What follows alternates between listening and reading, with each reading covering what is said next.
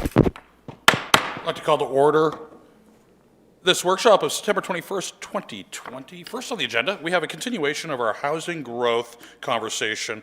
We have Mr. Eric Cousins and Rosemary Mosier presenting.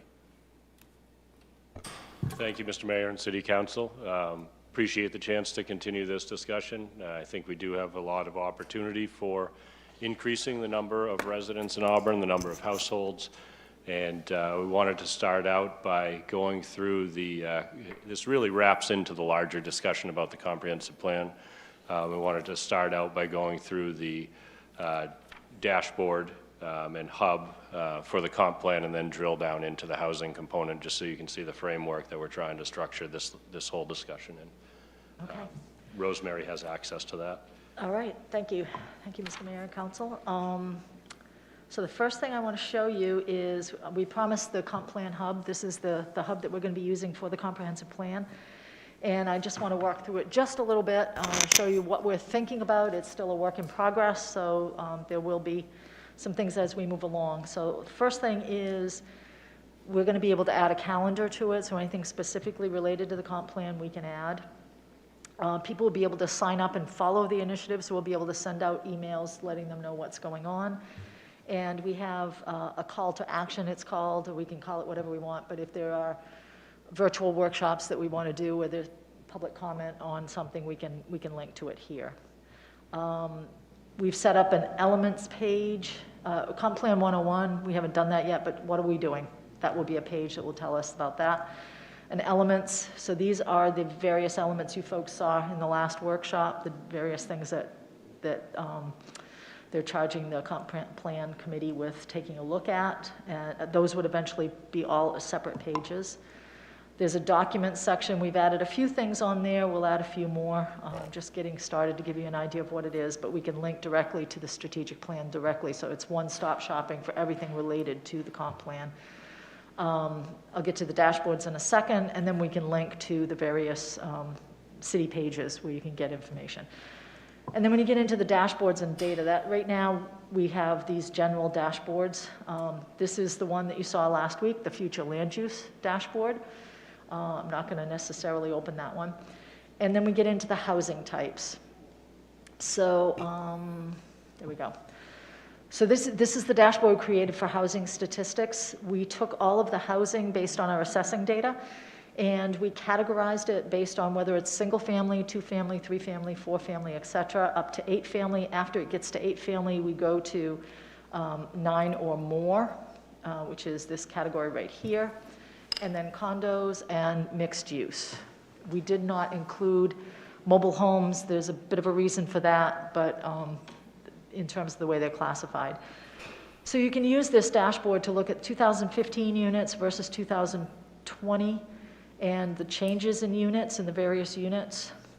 If you click on any one of the, you can select a building type, such as if you want to look just at single-family dwellings, it will show you how many single-family dwellings there are, how many changes, and everything you see on the map will reflect just single-family. So you can go through those if you want to look at, for instance, mixed use. This will show you where the mixed use dwellings are. So this is the housing statistics. This is the basis for some of the other things that we're doing. Any questions on that? Again, I'm not specifically talking about the data and what the data reveals, more just what you can do with the dashboard. Is this actually live right now for public consumption, or is it limited use? It is live for public consumption, but we haven't publicized it. So anybody we'll send you the link and you can look at it, but it hasn't been publicized yet. Very good, thank you. What we're trying to do is work through, Rosemary mentioned mixed-use buildings. Our assessment data isn't designed to use it exactly the way that we're trying to use it. So it's taken a fair amount of work. Initially, we pulled the unit counts of every type of multifamily and single-family unit, and inadvertently missed the mixed-use units because it wasn't immediately recognized that those also included residential. And also, it wasn't as easy to extract the number of units per building. So there's some manual work that goes into it, but we're trying to work through the data in a logical way so that we can continue to compare other pieces of data to the number of housing units. We'll get into that a little bit more with service costs and average number of school children in Auburn compared to the total number of housing units. And the way that we're setting up with the breakdown of each unit type is, as we really get into the details of that discussion, we can look at different housing types and understand the school costs, the average number of children per unit of different housing types, the police costs, the average number of calls within a district, and really look at the mix of unit types within that district, the average number of fire calls. Does a mixed-use building generate more or less? We'll be able to kind of look at that by district and understand the makeup of the types of structures in that district. Not right down to address by address, but if you have a district that's predominantly really large multifamilies, does that generate more costs than a district that's predominantly mixed-use buildings or single-family buildings? We think it'll be important to be able to consider that as we look at where and what types of new housing we could accommodate in a way that would create the least amount of service costs for the community. So we don't have all the answers yet, but we're starting to drill down into some of those. So I think you'll see tonight how we'll be able to use. This was a lot of work. Rosemary spent a lot of time on this data. But we'll be able to use it throughout the discussion and into the future now that she's formatted it this way. Okay, so now we get into the school districts. So what we did here is very similar in that we have, these are all of the elementary schools summed up, the middle school and the high school. So middle and high school, obviously the same number of units for both of them. So we're looking at the number of units in each of these districts. If you go through here, we're giving you some data on like Park Avenue School. The 10-year average enrollment was 378. The peak year was 2016. That enrollment, the current, current enrollment is 393. I think that's the peak enrollment, excuse me. I should make sure that clear. 2020 enrollment, current versus peak, so we're 27 under peak. And so each of these various schools has that information for those various schools. We don't have capacity for those schools. This data came from the Maine Department of Education website, right? And then you can select a school by either clicking here or over here. So I can say East Auburn Community School, and it will now chunk out just the East Auburn Community School and give you the total, how many of these are, in this case, there's a lot of 8-unit people living in 8 units. We have the 2020 enrollment, the total number of households, and the students per household. All right, for each, you can do that for each individual school. All right.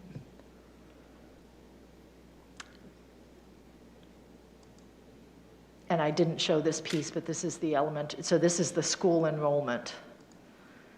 This works on this as well. So this gives you the enrollment by year for the 10, 11 years that we have, 9 years, right? So, questions on that before I move on? Just one question. Have you, I know it's really, really quick that you put this together. Have you shared this with the school department? Or, No, you don't know? have not. Have not? That's fine. That's fine. I was curious. Because that missing component, I think you said it, for everybody to rehear it, is capacity at schools. That's an arbitrary number, sort of, but that's self-generating. Okay, thank you. And then the final one that we did is we did one for the fire districts and police beats. And in this case, as Eric had referred to, we just basically, in the case of the police beats, there were 4 police beats, and we looked at the total number of houses, so it breaks it down for each single family, et cetera, and gives you the total units in each police beat. There's no selection here, it's just the 4 beats. And then for fire, we did something very similar. We have the 3 districts and a breakdown of how many of the different housing types and the total number of units in each district. These are only housing. This doesn't take into consideration any kind of commercial properties or anything like that. We're just looking at housing. And I think it's important that we look at each district because each department, police, fire, or school, structures their their program, and in the case of fire, their locations to serve each district. The schools, the same thing, but the lines are so different that it's hard to draw a conclusion about one specific geographic area. So we're really hoping by breaking this down by housing unit types in a way that we can look at how many of each housing unit type is in a particular district, and maybe even look specifically at some addresses that seem to generate the most calls for service. We can understand where we have an approximate capacity that we think the city could handle for new housing units, but it's really going to depend on where there's capacity in fire response, there's capacity in police response, and there's capacity in the schools that serve those particular areas on which types of development and which locations would be the least expensive place to accommodate that. A lot of this is setting up the data so that we can then really dig into the details of it at a later time.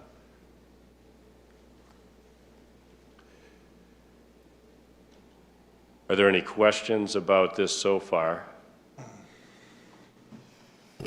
I have a quick question, thank you. I hesitate to ask because you said it already was a really cumbersome process and it's a lot of data, but will you eventually be adding in the age of housing stock as well as quality, if we have any information on quality of housing stock, since that will play into how we make these decisions? We have age. I have not included it, but we could include age. Quality is, I would have to talk to assessing. They do have some quality information that they use for their assessing purposes, but I don't know for this purpose, we would have to have that discussion. Thank you. I think the quality would be pretty difficult to try to map in a way that we could draw some conclusions from it. That sounds good. And I guess from a broader perspective, what I'm trying to work toward is we're having a conversation about how do we build equity into our processes. And so I think that looking at what data we need to consider as part of that equity conversation, particularly for housing, would be really valuable. And I don't have that answer, but we could do some research into that. One of the things that surprised me in talking about the police data in particular is when you have a new structure or an existing structure, if you have one or two residents that start to generate a call a month or a call a week, you can all of a sudden have a major uptick in calls to that district, and it's really just one or two people that are generating the calls. So that's something we'll have to think about as we go forward. And the people generating a large number of calls aren't evenly distributed throughout the city, and they move around, and the calls move with them sometimes. And I guess I would just, sort of caution us on the calls for service. Having worked with our crime analyst in the past, I know that calls for service are really difficult, that there's so many things that generate calls for service, and I know, city manager can speak to that, but, if you have a call for service and it's an accident on Route 4 versus, things can happen in front of a house that have nothing to do with where the housing stock is and that sort of thing. So calls for service is a really, really difficult thing to be able to draw conclusions from easily. And I think you'll have to look at averages over larger areas or larger housing types in order to draw a real meaningful conclusion, because they can be quite transient when somebody that generates a lot of calls moves to a different location. Thank you. This is extremely useful. Are you able to track owner occupancy? We have some of that information. It's something that is being checked and updated with assessing as they work through their data. It's pretty good, but it's not 100%. And is it something that we're working towards to be able to include, to map onto this other data? Because that also can address issues of equity. We certainly can do the mapping. We have done it in the past for a presentation that we did for that, what was it, 2015, I think it was, something like that. But again, there's a caveat that it's not 100%, but that data is available and we could include that. It just might be interesting which neighborhoods have higher levels of owner occupancy. Thank you. I think, it wouldn't be an exact number, but I think if we mapped homestead exemptions, we would get the majority of them, especially where the exemption's so high now. I think more people see the value in filling out the paperwork than they did when it was much lower. Thank you. Very good. You have any more in your presentation? I believe, correct? We do. Okay. So More time for questions. we've started to drill down into how we would potentially measure costs, and Rosemary has a PDF on the desktop here. So we started to drill down into costs on the school side based on Auburn's data, which I don't know that we've done before, but in looking through the average, so we've taken the number of housing units that we know exist in a particular school district. We've looked at it district by district, and I haven't tried to display every district individually here, but on average, the number of housing units as compared to the number of students in Auburn shows about a third of a student per household citywide. There are some districts where that number is slightly higher than a third, not quite to a half a student, and some where it's down closer to a quarter of a student on average per household. But citywide, when you start to average that out, it lets you draw some conclusions about how much an average household creates in taxes versus the average student cost. The average single-family home, according to census data in 2019, was 184.5. Based on some more recent stuff from Realtor.com, Zillow, and looking at the latest census data, it looks like in Auburn and Androscoggin County in particular, pretty close to a 9% increase in average home values over the last year. So if you start to look at the taxes that would be generated by a home that size, the next column we've looked at is we have a $25,000 homestead exemption. Approximately 70% of that is reimbursed back to the city each year. So taking that into account, that $186,000 home would generate a little over $4,200 a year in taxes. As we drill into the different home types, but right now just looking at an average and single-family homes, it shows about $12,700 a year would be generated on 3 average homes, and we could expect on average to have 1 additional student in the schools from those 3 single-family homes or 3 residences. The tax estimate here is based on a single-family home. The average students per unit is based on a cross-section of all the units in the city, no matter what type of unit they are. But we are going to be able to drill down by district anyways and look at whether or not a higher concentration of one type of home generates a higher concentration of students and have that information.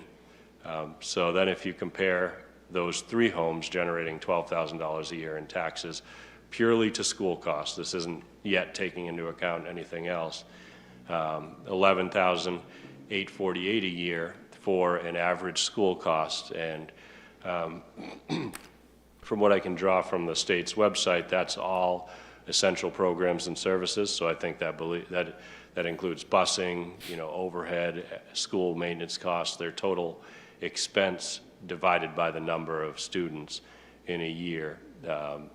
And then 59% of that being subsidized by state revenue sharing, about $4,858 local tax dollars needed to cover that cost of that student. And that's a complete average.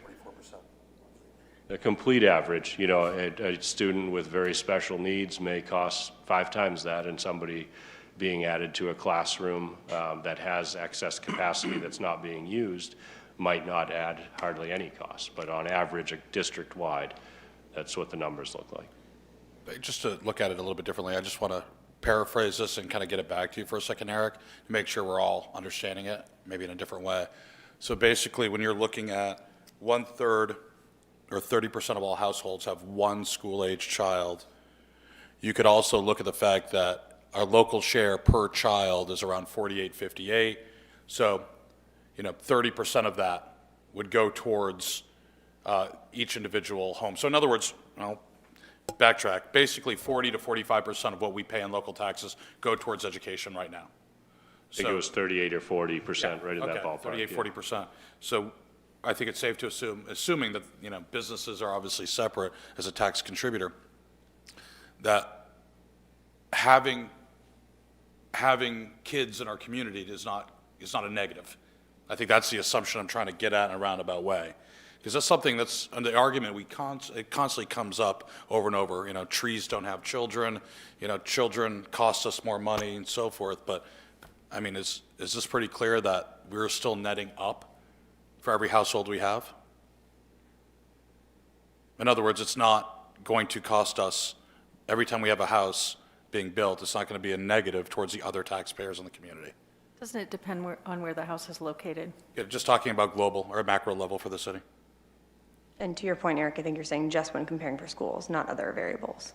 We're Is not that looking correct? at the other variables in Right. this. This is purely, we hope to be able to drill down into those other ones, but we wanted to kind of display the format tonight.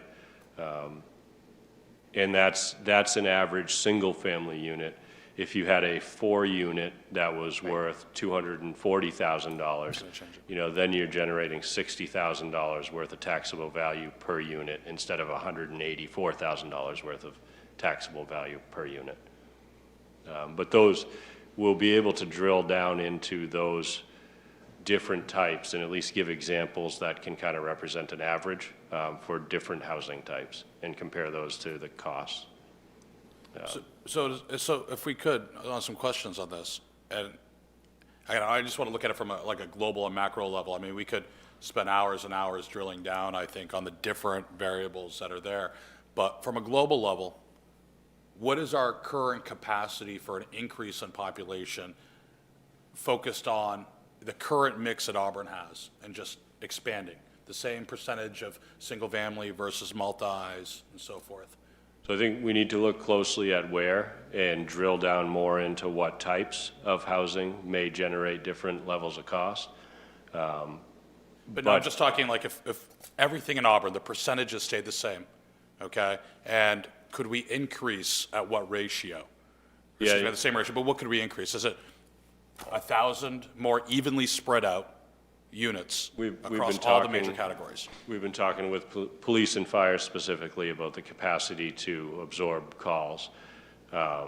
And we think, and we need to drill into it in more detail on where and what types are generating different costs, but around 6,000 more people, putting Auburn around 30,000, could be absorbed. And if we can make sure that that's done in places where we have the capacity, and in building types and a ratio of different building types that on average generates enough tax revenues to cover the costs that they create, then 6,000 people, if you look at the average household size of 2.3, maybe we want to be conservative and call that 3 people. That's a couple thousand housing units that could be brought into Auburn and be able to provide the service to them. These houses are only, these numbers are only reflective of single-family, though. So the average students per unit are reflective of all housing types. The tax revenues are reflective only of the average median single-family home. So theoretically, 3 units would produce 3 kids, but your cost is 3 times. Potentially. I think we need to drill into that to see if that's the case. In a district where we have a higher concentration of 3 units, do we see a higher concentration of students per unit? And we can draw some conclusions about averages to see if the revenues generated by that district cover the cost of the students in the district. I think just looking at it at this macro level, kind of that first granular look, if you would, though it's macro still. If proportionally we increased up by, rough math, 20% of our population, but maintained our proportions on housing types and in location, there's obviously hard costs, but if you think about that carrying cost, that capability, it's just a matter of, large number math. That is in theory. Now let's be real. Maine has a hard time trying to pull in 6,000 net new people a year as a state. But to know what our carrying capacity is, I think is important. I also think, and I want us to look at this when we're looking at households and business growth, is the converse of carrying capacity, which is over capacity. So there's going to be a time, to be quite honest, where we have to look at the fact that we have a carrying capacity or capacity to handle 6,000 more residents, but we're not. And if we decide not to, then several things will have to happen. A, taxes will continue to rise and outpace inflation in order to cover that excess.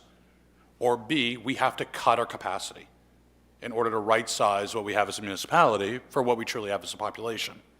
So those are the three options. If you, again, looking at it conversely, we are over-citied for what we have. So not to compound the issue or make it more complicated, but we do have to ask ourselves that now as we prepare for next budget season and subsequent budget seasons. Is the homestead exemption only for single-family homes? I believe it applies to owner-occupied multis too, but we can confirm that. If it's an owner-occupied unit, I'd have to double-check that. I believe it does, though. That may be a way to see owner-occupied multifamily, which is also another cohort that we should be following, I think. I think our owner-occupied in those cases is pretty good, but we could cross-check it. Thank you. And I think that's what we're trying to do in a way that we haven't done in the past, because it would be extremely difficult to do it without these GIS tools, is take a look at different areas and understand which service is the limiting factor that would first trigger additional costs, and try to find those overlapping areas where we can increase the number of residents without hitting a threshold that creates a bunch of new costs. And with this data being mapped the way it is, I think we'll be able to do that in hopefully working with the planning board on some real detailed reviews of this and coming up with language and proposed ordinance changes that are some that are already supported by the comp plan, but others that the comp plan committee could work on and find the right spots to grow, the right way to grow, that we can maximize the use of existing service capacity without triggering the next big expense in a new, a new school or a new fire station or a new satellite police office. There's different levels of capacity in different areas of the city for all of those services, and trying to find those spots where we have room in all of them to increase the number of residents, create new housing that attracts workforce that then creates new value on the commercial side as well. I think I would just add too, as you kind of build on what the mayor was saying, as you look at this, and getting this data was critical for us to be able to provide you with the information. Staff's done a great job collecting this and putting it into a process that now is going to be able to be leveraged and be able to use moving forward. But remember that some of your staffing levels that you currently have or capacity within your departments have already been triggered. And so that's where they're at right now. And so to back from that means that you would have to really change a lot within the community. And you can't do that overnight because certain call volume is triggered where they're at. Districts, having 3 districts within the fire department has triggered your volume of capacity for your staffing level. So we're already hit those trigger marks. So now what we need to be talking about is now what's that growth before that next piece? And I think that's where we need to focus, because if we come back and say, well, no more growth, but you've already hit these triggers, because keep in mind too, not all of these trigger points are really built off from just the housing. A lot of it has to do with commercial, and that's the piece that we've taken out of here. So we need to also kind of keep that in mind as staff, as we go through this, and as Eric said, trying to identify certain areas. Though we'll be looking at the commercial call volume that's required, either mandated regarding fire or police, that's also driving that. And sometimes it's not even a commercial as much as it is some of our throughways. And so you have a throughway like Center Street, no commercial buildings could generate as much volume as what just the traffic generates for call volume on Center Street for fire and PD. So those are all those components that we've got to keep in mind, that we'll be able to pull that. We'll be able to pull all that data, be able to take a look at that and actually start breaking that out and segmenting it so that we can really have a good, really true picture. So. And when you say triggers, Mr. Manager, you mean that causes us to have to then grow or add to that resource? What is the point that is like the tipping point to have to then add more resources? So the tipping points now, what does that look So like I'm just for us? saying, when you say trigger. Yeah, I'm sorry, tipping point. So that's, Okay. so that, we got into that already when, Okay. you can go back and take a look at when the mall was built. That was probably the last time that you saw substantial growth within the PD, back in the early 80s. And then there's been some other components that have, the tipping points that have required additional staffing, and that might be when the movement for getting in officers into schools, or focusing on ambulance service for the fire department. Those are all those other components that have triggered additional personnel or staffing. But when you take a look at the districts for the fire department, that hasn't changed. That's been consistent for a long time, and that hasn't changed. There's nothing that's required that fourth district at this point. Taking a look at what Eric's saying is, if we were to say all of this growth would be in this one area, well, that might now trigger the additional fire station that might be needed. And so that's how we need to make sure that we're managing it and taking a look at that.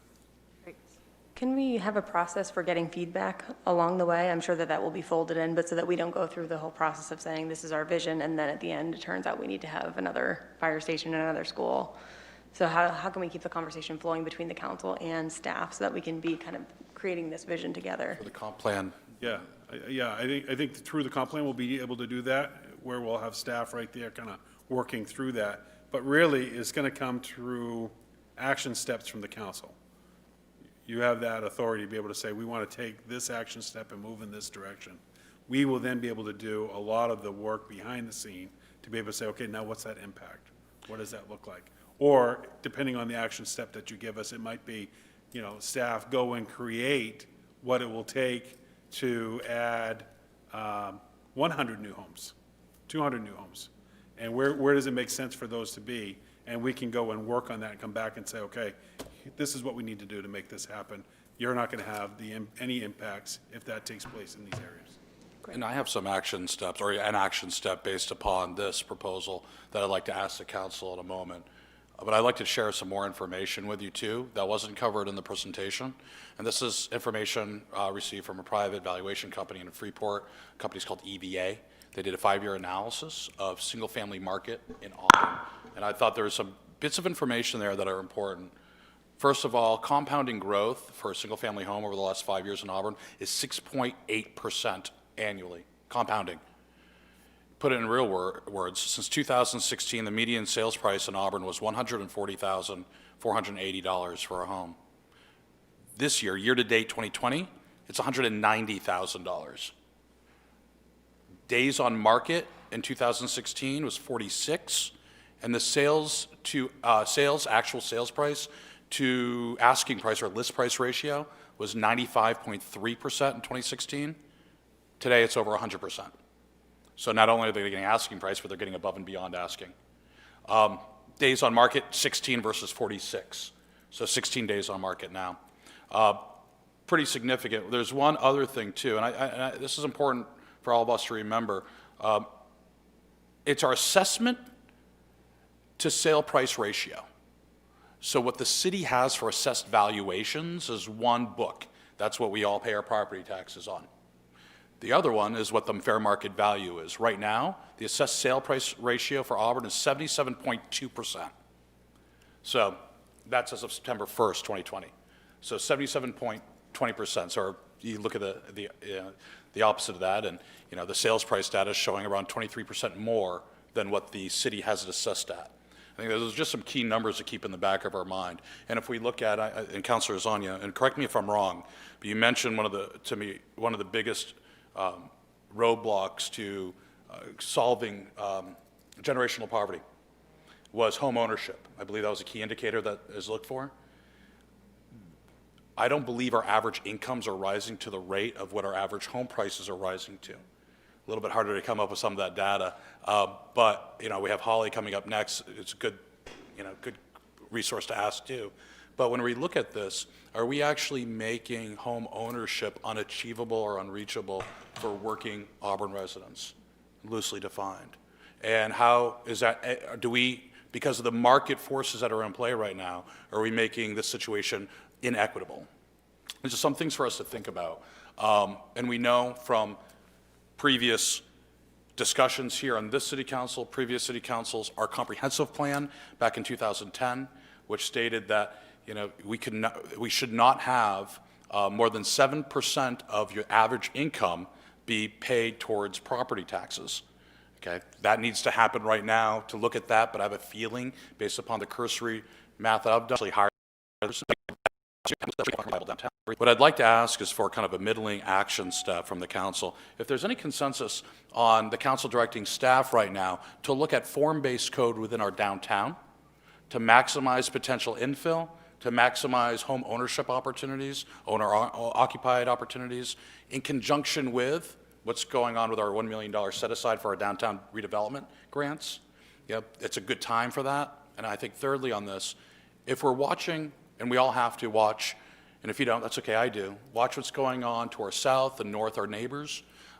There is potential with the referendum questions happening in this November's ballot with Portland, and what that potentially could do to development. It could very, very well sway development dollars away from Portland into outlying towns. That development dollars will go to where capital is most wanted, okay? And if it's not us, it will be Westbrook or someone else, okay? So I just like to think that we're getting a little bit of jump on that. Again, I don't want anything negative to happen to Portland. We need Portland. But if development dollars are finite, which they are, where will they go? I want to make sure that we're open and available for that on our terms. And that's important to look at this now before all this happens. So I'd like to ask, obviously if there's any questions, but I'd like to get some consensus on whether or not that's a direction to go. You mentioned the form-based code and the focus on the downtown and housing. Were you talking about housing specifically downtown, or no, just as another issue? I think it all plays into each other, especially when you start looking at some of the data on mixed use. You know, retail, commercial, multi-units above, in-town infill, making sure that we have the look and feel, but we're also maximizing our density as much as we can without losing, it's hard to say losing, right? You want to maximize what the characteristics and the value of this downtown neighborhood has defined. So yes, it's housing, it's commercial viability, but we do know, economics 202, if you want to have an economically viable downtown, you need people that have disposable incomes that will spend it downtown. So that's, you know, something we need to work off. They feed each other. And I don't see, I think that we should be jumping on this now, safely knowing we have the data tools during staff's time and development, and then during our deliberation, we'll have these tools fine-tuned to focus in on downtown and be able to make sure we have a good, intelligent database vote. And is it, in terms of staffing, do we have the capacity to, I think the mayor's making a good point, to aggressively move forward on some of this? Or? Yeah, tonight I'm really hoping that we can get some direction on kind of splitting this discussion into a piece that is comp plan updates and a piece that is actionable ordinance changes that start to create some of the unit opportunities that we've talked about. I think the form-based code is one that we can do. We probably would tap into either comp plan funds or the downtown funds to try to bring a consultant on board if you want to do it very quickly. We're down some staff right now, and it would be faster to do it that way. There are a couple of other ones that I think are fairly simple that really could hit on a couple of positive changes.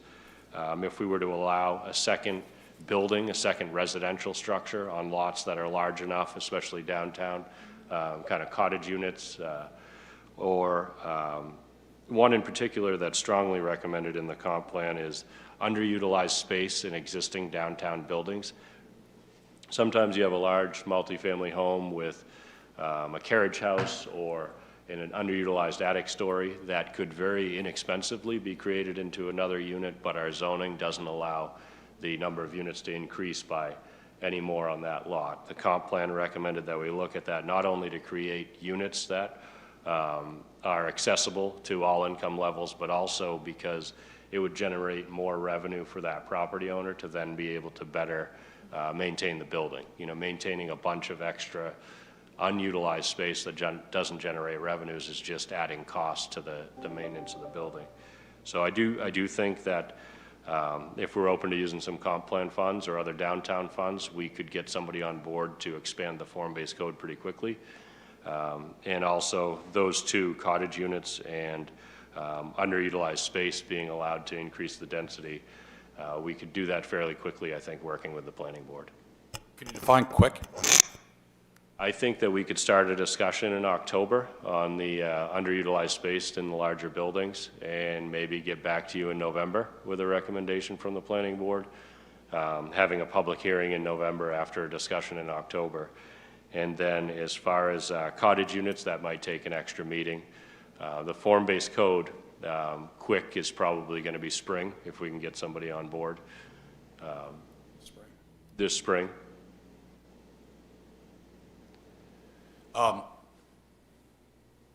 Manager, have any thoughts on this? So Eric and I talked earlier today on this. This is what we had come up with an option. I think being able to outsource this allows us to be able to move quicker in a way that doesn't put any added workload or shifting what staff is currently working on. We have one staff member that is on maternity leave currently, and so there's no bandwidth within that team to be able to take on any extra assignment that needs to be turned around quickly. So I feel good about the allocation with either comp plan funds or downtown strategy. We'll work on that. The ones that make sense, we'll be able to allocate it. Eric's going to be working on getting costs for that. We'll be able to workshop this with recommendations on October 5th at our next meeting. With recommendations? Okay. Very good. So a couple questions. Counselor Mill? Is there any consideration to, you had mentioned underutilized buildings, say a 2-unit that's big enough to have 3 units?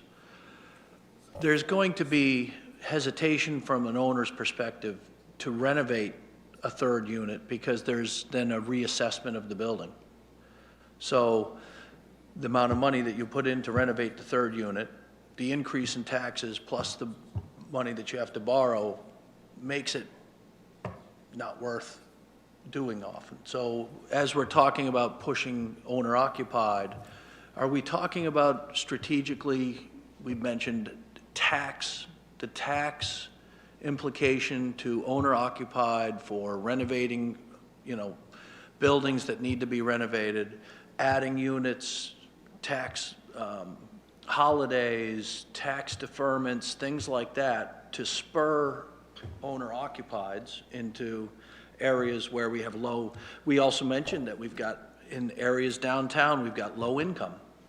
In area pockets where there's, from the statistics are showing that there's, low income areas that are in this downtown area with a lot of multi-units. So what, are we looking at this from how do we spur? I think if we could, I think this is, and I'm going to defer to the city manager here for a second, but they're almost 2 separate conversations, right? Form-based coding would be taking infill or empty lots, building new. What's that look, feel, the character, right? How do we maximize new units here?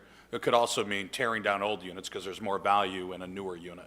But then you're also talking about rehabilitation. I want to hand this off to the manager too, because there is a time frame for this, and we do have a process that we're working on now. So would you like to discuss that, about the review, housing stock review? So we have currently, tentatively, it's set for November 16th to do a downtown housing inventory and scoring report. We've been talking about, how, again, capacity-wise, where does that land? Who can do that work for us? Probably a little more detailed than just a dashboard report where you could go through and, sorry, not a dashboard, but a windshield report where you're just driving by and assessing a building. We need a little more comprehensive than that. It's a more complicated question. And so, so the thought is that currently that's scheduled for November 16th. We're still working on whether or not, I think that's going to be pushed to December. But the goal is to still be able to provide you that. One thing that we are looking at is how can we take a look at code issues that we currently have to try to identify where are our worst buildings? Which ones do we need to really tackle? And then can we take that through violations to then be able to dig into it? One thing, we've taken one address currently to dig into and looking at it, and those violations are really have to do with waste outside, nothing that really gets to the actual building structure, because again, unless you're getting complaints, you're getting issues on the structure of that building, our stat code's not going in and we're not looking at it. So, so that's the challenge that we have currently. And so right now, what's visible to the eyes is what we're seeing complaints on. So if somebody's driving by and seeing waste that's spilling over a dumpster or something like that, that's where we're getting calls on. And then we do get, we're coming into that season where we'll start getting no heat calls. Those no heat calls then requires staff response. Based off from that, then we can start taking a look at some of the structure of some of those buildings that we know are the buildings that we're in pretty consistently. And then how do those mirror with some of our call volume that we have, either coming from the fire department because of issues that they've had for some spot inspections on multi-use facilities. So we're talking those trouble buildings, but I just want to comment that I agree with Councilor Lasagna that driving owner-occupied is the future for our growth. The manager and I have talked about timing on this too. I think to address it, because you specifically talked about policy, right? What kind of policy initiatives can we do in order to address this? Well, there's a window, and honestly, if it wasn't for COVID, I think we would already be past this. Because we talked about this back in January, in December, we all did. But once we have that data point, once we have that scorecard, then we can start drafting, debating, and hopefully passing some policies that will push more owner-occupied and higher rehabilitation. There's a lot of different tools to be used. But we have to really work backwards on this from, in my opinion, March. We need to have everything up, going, debated, and ready for March, because that's going to be your building season. And we're up against it, not just because we want it, but we're up against what will happen after the first of the year is a continual raising of interest rates, which is going to limit the buying power. And I do not see any diminishing cost of construction happening in the near future, not anything I've seen. So there is going to be, and this is economics, ebbs and flows. It always happens in cycles. Maine hasn't had an upcycle for 30 years prior to this last one, so we have to really take it for what it's worth. So I do think that, looking at it, this is 4, 5, 6 months of solid planning on top of what everything staff's been doing and we've been doing for, frankly, since I became mayor 2.5 years ago, we've been talking about this. So it is, one could look at it as aggressive. I look at it as it's really functional. So it's something that needs to be addressed by March. So I think that's where we all have to kind of backward plan from there. Councilor Gary, you had a question? Thank you, Mr. Mayor. Thank you for coming up with all this data in a way that we can assess it and give it to us in a manner that anybody can understand it, anybody can work, and it's very doable. I'm very happy to hear about where you can find out the age of buildings, because we've got a lot of tired housing stock on the fringes and on some parts of our downtown. And I think we need to look at them as a 50-50 between trying to bring in new other development in the downtown and the surrounding and not just concentrate on bringing the newbie stuff in. Because the quicker we can turn around our housing stock, like Mr. Cousins talked about, some of the older homes that are the tired housing stock, they have other additional parts of the building that they had for I was going to say servants' quarters. This is really going back, but it's right now just garages and just just place for catch-all.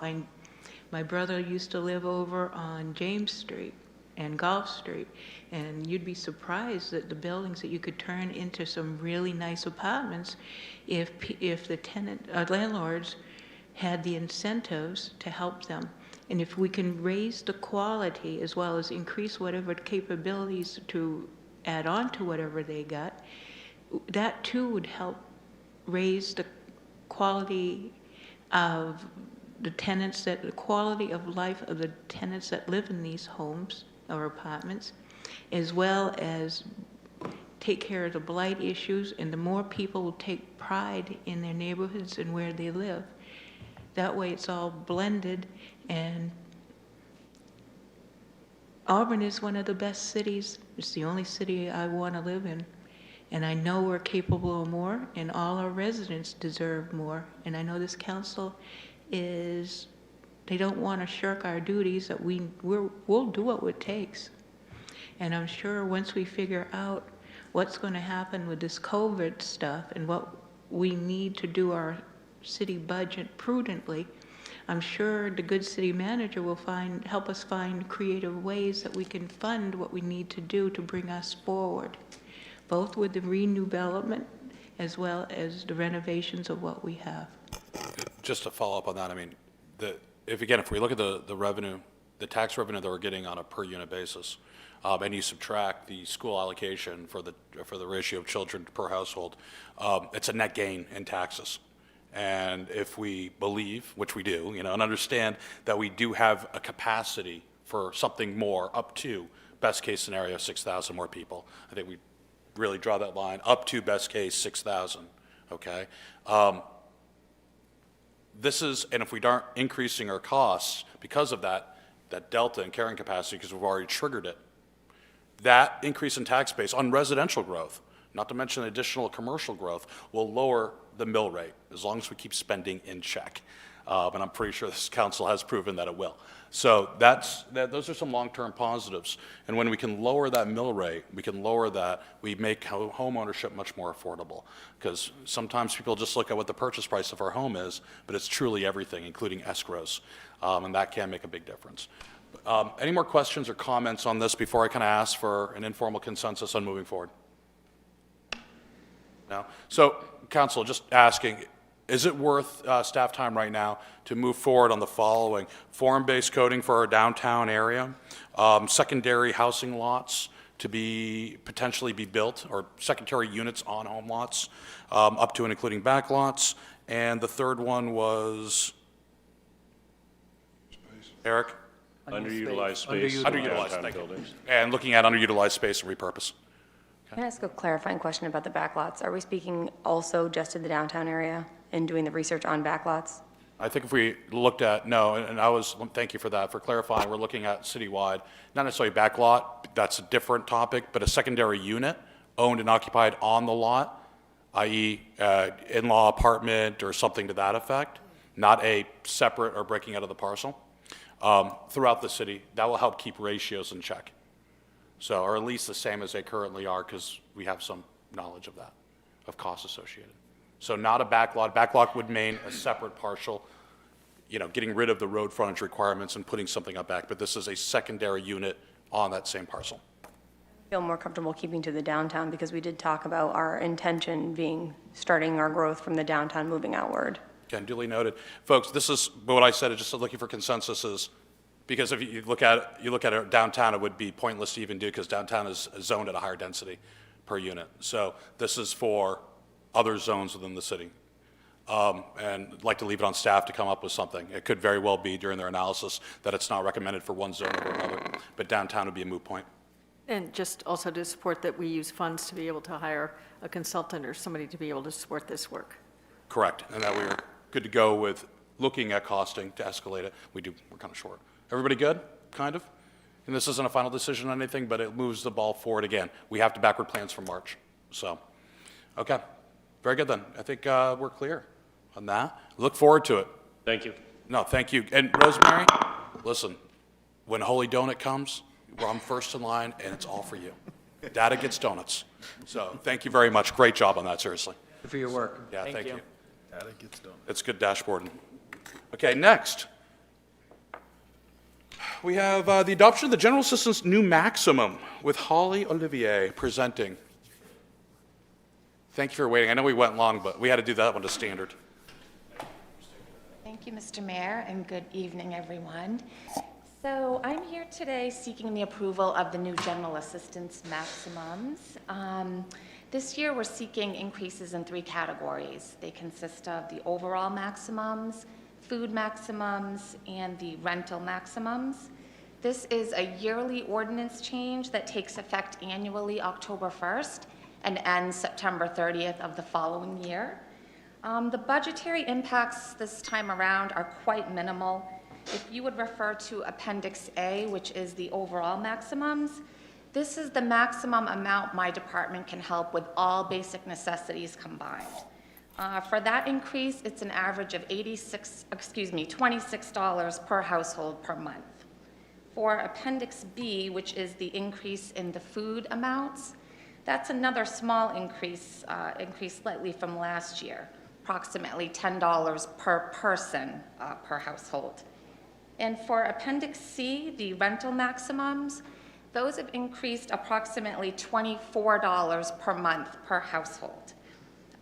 Basically, we have no control over how large or small an increase is in any given year. And basically, by adopting these new appendices, we'll be in compliance with the general assistance program through the state. And at the end of the month, we'll be reimbursed that 70% for being in compliance with the program. This is county-wide? This is countywide, yes. Thank you. This particular figures are for Androscoggin County only, yeah. So are you saying that if we do not do this, then we will lose the 70% That's subsidy? exactly what I'm saying, yeah. We would have to agree to these slight increases in order to get the reimbursement at the end of the month when I file my paperwork to do that. Council, yeah, go. Thank you, Ms. Olivier. One of the things that's come up over the years is this idea of not having housing for folks who come to your office looking for housing. And is it the lack of housing or that we're not be able to reimburse people, landlords, at the rate that's necessary? Right now, like I had said previously, it's the lack of housing, and we're finding that everywhere between Lewiston and Auburn. Not only that, but the amounts that I can pay are so minimal that landlords simply don't want to accept a city voucher for the amount that we can pay. So the biggest obstacle, it's been into place probably the last 3 or 4 years, is the housing has just dwindled. And the small amount of vacancies we have, the landlords do not want to pay the amount that my office can cover. And so the amount is based on Androscoggin County, right? Yes, That's one of the Androscoggin problems as County, to yeah. why Auburn doesn't have the right, enough funds to be able to do this. And we have no recourse with that? I do not have anything that I can do. It's based on a fair market value that HUD puts into place for Androscoggin County properties. And that's not just Lewiston and Auburn, it's the surrounding Right. towns. So I think they take into account the average of the fair market value of the county properties. Obviously, Cumberland County, York County, these maximums are substantially higher. Okay, thank you. I just think it's something to continue to think about. What is this barrier to be able to put people in safe housing, affordable housing in our community? Thank you. Any more questions? No?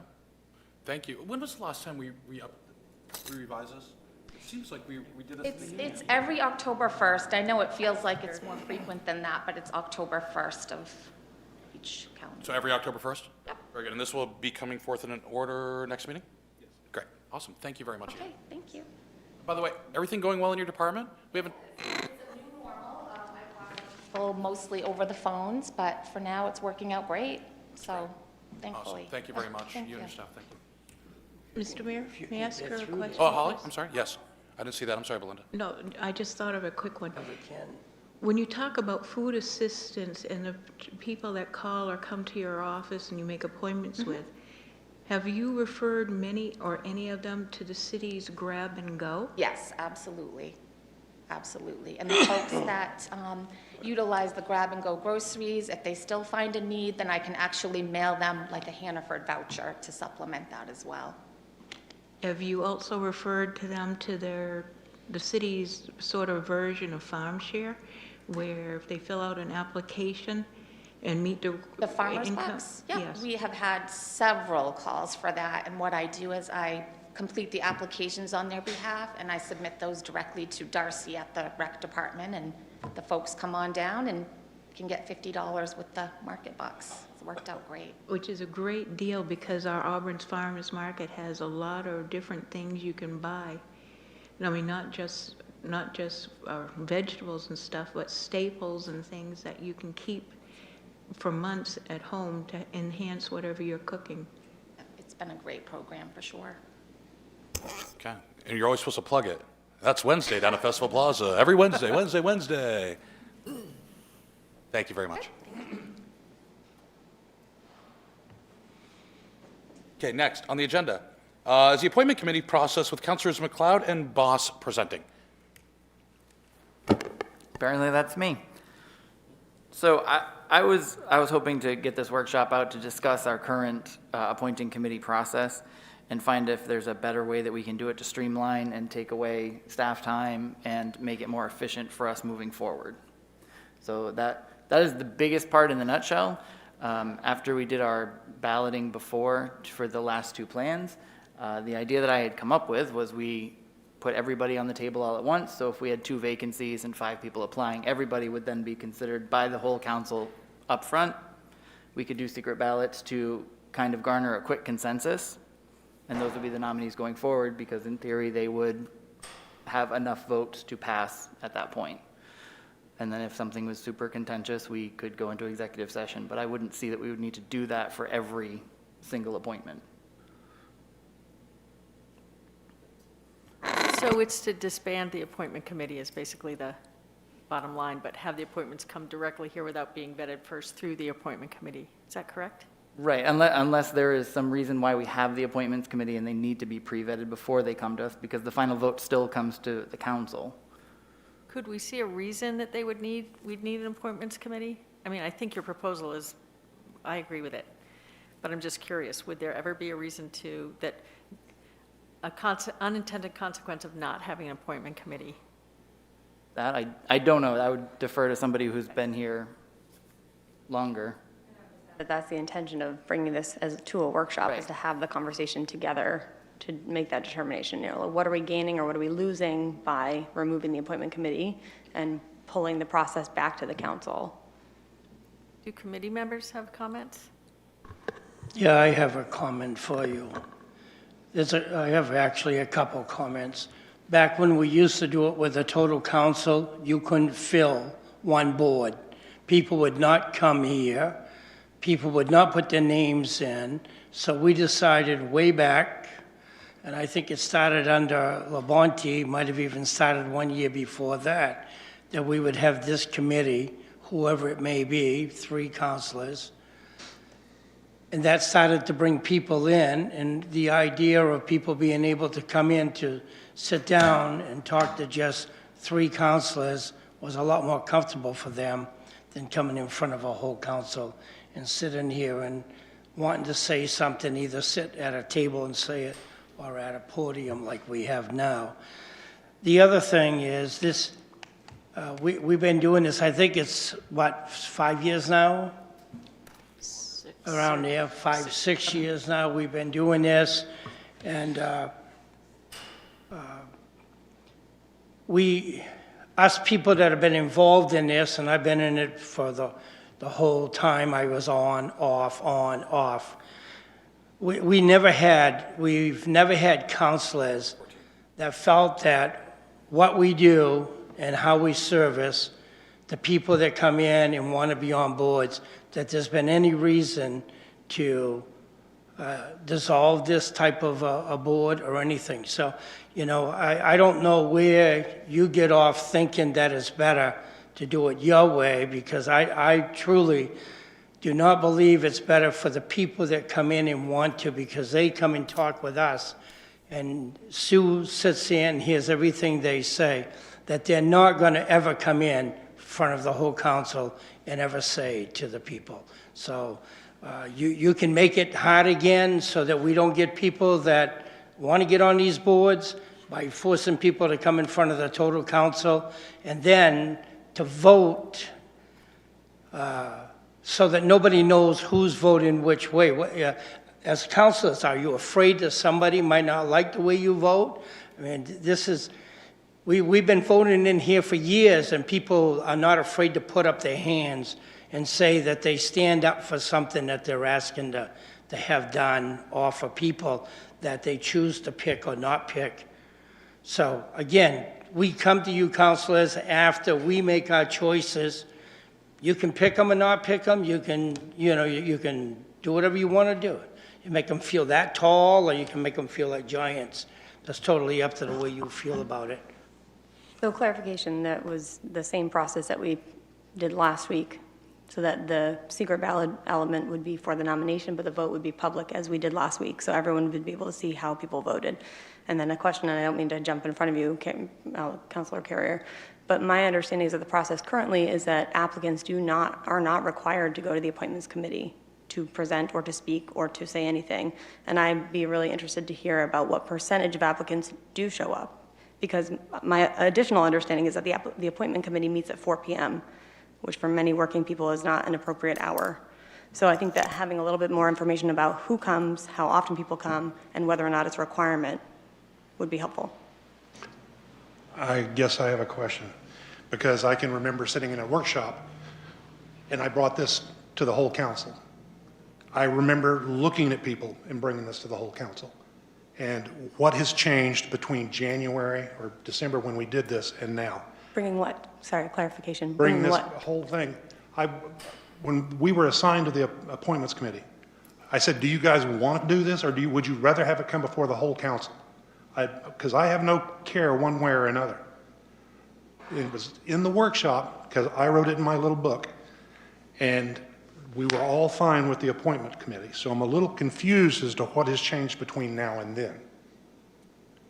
What's changed in the process? What's changed in the process in the last 5 years? Nothing that I'm aware of. Nothing. I've sat in on not the appointment committees, but I've sat in these meetings for 3 years before I ever got here. I guess I just don't see the need to change something that's not broken, or that I don't view as broken. And that's why it's a conversation. I was just curious as to what the background was, which is why I wanted to workshop it to find out if this is the most streamlined process that we have, then that is fine. I was just curious to workshop it and find out what the benefits and the risks were either way, to find out what it was. I'm sorry. I was going to say, I disagree that things haven't changed. I think that having another layer of committee members prevents the council from doing its due diligence and doing its job. That we should be able to look at every appointment that comes before us and make a decision. Point of order, you do. Council's always, just to clarify, council's copied on every single application.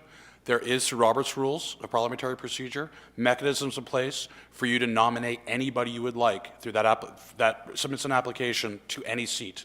Just so you know, nothing has prevented any member from the council, seeing every single application. But then why do we need the appointments committee? I'll tell you right now, this is from a business standpoint. This is a straight management. Because if you look at all the nominations that we have tonight, or confirmations, I should say, they're nominations that, looking at, and to Councilor Walker's point, doing this work as an entire council is a complete waste of council time when this council has more pressing issues that the people need to be addressed, i.e. what we just talked about is housing, economic development, taxes, policy. That is where the council needs to work. Now, granted, council needs to work that. I made a promise to the citizens of Auburn that we would address these problems. We will. And if the council decides that it needs to bring all the application process in-house, so be it. That's a council's decision. You know, what can be made can be unmade. But that will necessitate additional meetings. That's not a threat. It's just, it will happen. Because right now we barely have enough time starting at 5:30 in order to end at normally at 9:30, 10:30 to go over our council business. Good management and good delegation is critical. And I'll be honest with you, I picked the members, and that's what the mayor does. He picks the members of the appointment committee in order to look at these applications. I picked 3 people, and that was a hard decision, that I thought would be able to go through this process and kind of vet them out and save the entire council time. That's why. It's about management, it's about delegation. If you look at your businesses that you work at or companies, everybody doesn't do everything. There are certain silos with interactions and other silos, but there are chains of command and there are workflows that in an effective organization are followed. But a critical difference is that in a business, not every single individual has a vote. So I'm not on the appointments committee, but I read every single application that comes in the packet because that's my due diligence, and we should all be doing that. So that work should be done regardless of whether we have an appointment committee or not. Absolutely. And you can, and you should. And this has happened in this council. You decide that the appointment committee's recommendation is not up to the majority standard, and it's voted out. It's happened. Thankfully, not often, but it's happened. And you can nominate at any point anyone who fills out an application to take that seat. And if you have 4 votes, that person is put on the board. It's as simple as that. No one is precluding you from doing what you want to do, your own prerogatives. There is no moving the shells. You can do anything you want. But if you want to change it because you can't or you're not comfortable doing that, well, that's something that needs to be addressed and looked at honestly. Councilor Gray. Thank you, Mr. Mayor.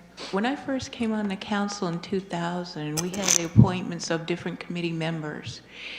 It was more, each committee was more ward balanced or attempted. If a vacancy came up, that ward councilor was asked, as well as any other councilor, but specifically if it was that ward that needed to fill a spot, to, you know, put their feelers out, try to get somebody to sign out an application.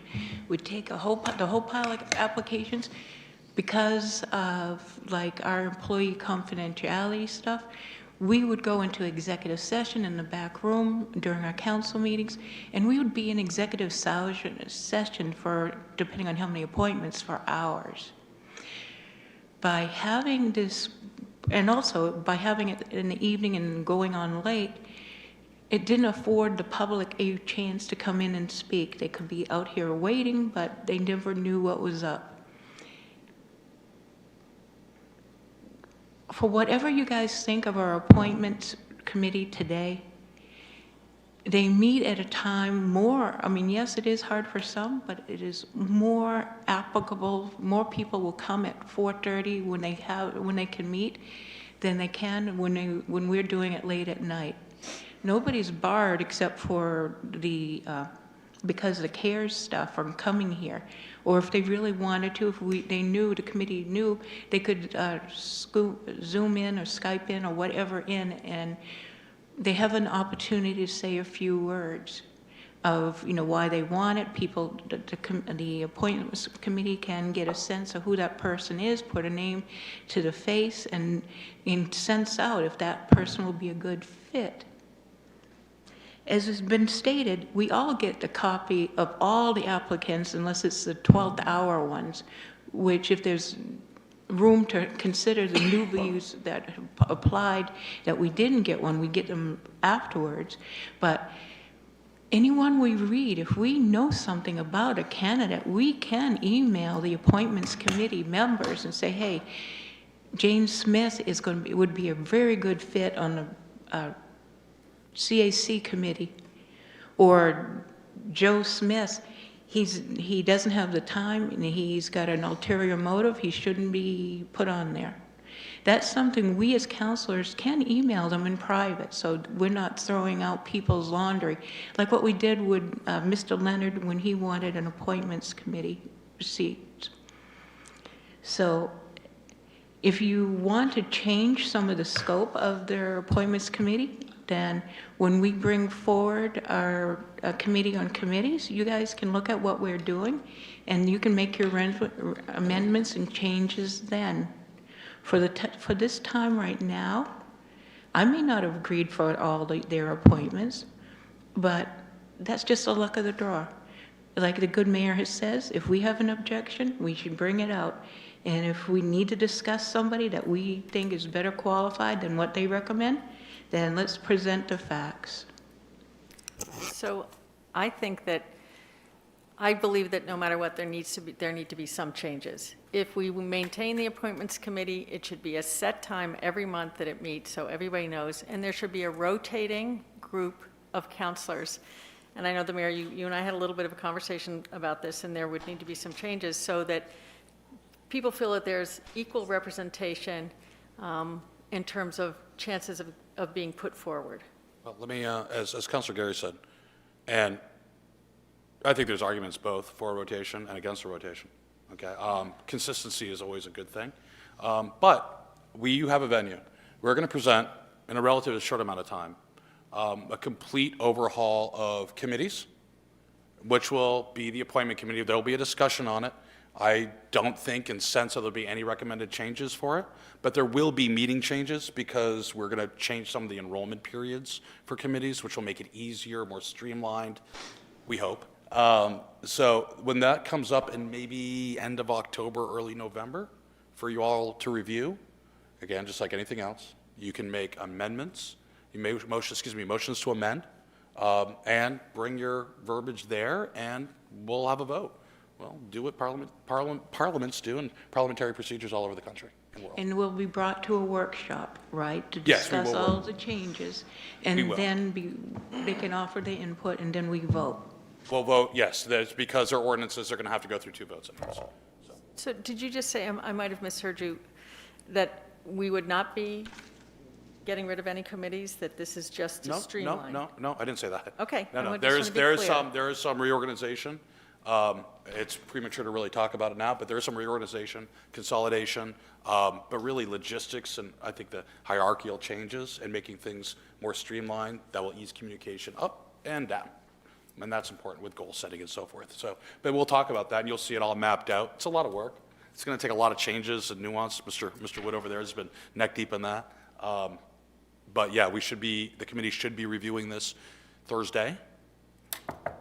Knock on wood. And then after that first review, there's going to be some tweaks and more conversation. Then workshop, yes. Council vote, 2 votes. And I have to say, I appreciate this being brought forward now. I don't think there should be pushback in terms of just learning more about it and deciding we need to have information, because this is between committees and us. This is the one committee that makes a decision, not the final decision, but presenting who should be on these other committees. So it does have more sway than the other committees do. Only if you're not paying attention. I don't agree with that. Well, I will say, Well, you don't have to agree, but that's the reality, because it's all open and transparent and public is invited. So these decisions are public. You have, as a counselor, you never at any point relinquish your obligation to service your wards or your city. You have full rights. Voting rights are equal to anybody else. There is nothing that has been taken away in this process. It is a vetting recommendation up for final vote. Okay, so this is very clear. I don't want anyone at home to think that there's anything going on in a backroom deal. There is not, doesn't happen. Okay, this is there, it's transparent, and it's public. So, and that's critical. You might not agree, you might not think that, that's fine, but the reality is, it is fully open. So, I'm sorry, Councilor Carey? Is I there would anything? just bring back to January, I don't recall that conversation, the notes that you took saying that we had a conversation about the appointment committee at that time. However, I do remember when we did not vote to appoint a nominated individual to an appointment that came through the appointments committee, we did get a verbal lashing from a fellow counselor from the podium. So to say it's an open, cordial process, I don't think is accurate. Never said cordial.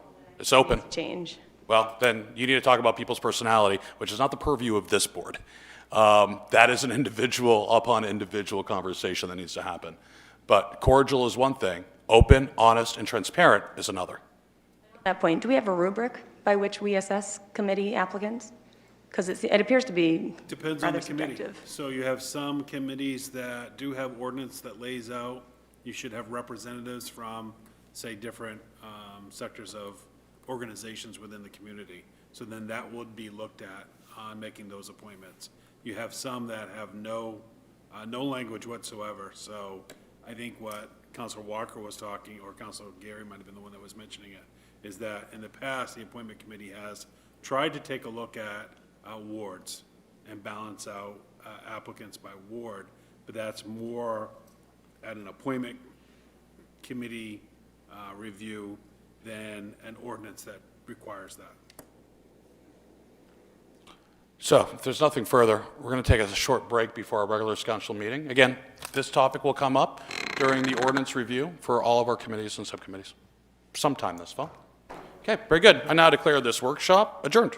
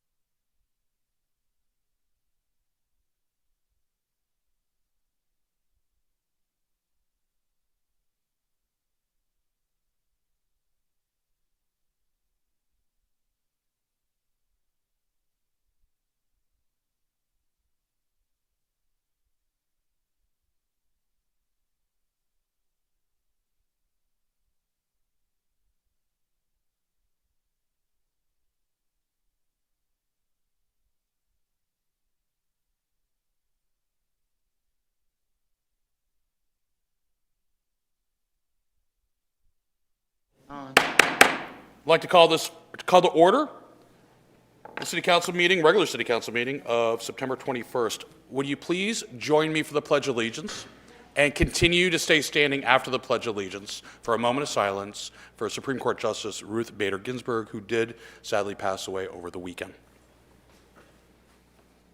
I pledge allegiance to the flag of the United States of America and to the republic for which it stands, one nation, under God, indivisible, with liberty and justice for all.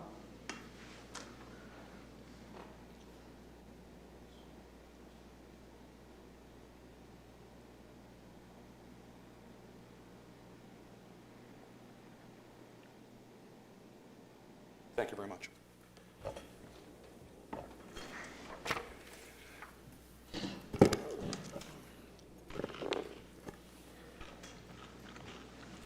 There are no consent items on tonight's agenda. We have the minutes of the September 8th, 2020 regular council meeting. Are there any corrections? If none, I'll entertain a motion. This is a tiny, tiny one. Oh, please. I think in the report out, oh, I'm sorry. I apologize. I was looking at the wrong date. Good. I'm all set. Okay, do I have a motion to approve the minutes? Motion to accept. I got a motion from Councilor Walker, second from Councilor Milks. All those in favor, please raise your hand. Minutes are approved by a vote of 7-0. Communications, presentations, and recognitions. First, we have a just placed on file communication from Community Little Theater.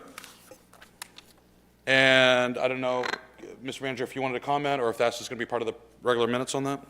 That'll just be part of the regular minutes. We'll have a further follow-up once we get some more information. We're in communication now with Community Little Theater about some of the structure issues at the building. But we'll have an update for you, hopefully in the next couple of meetings.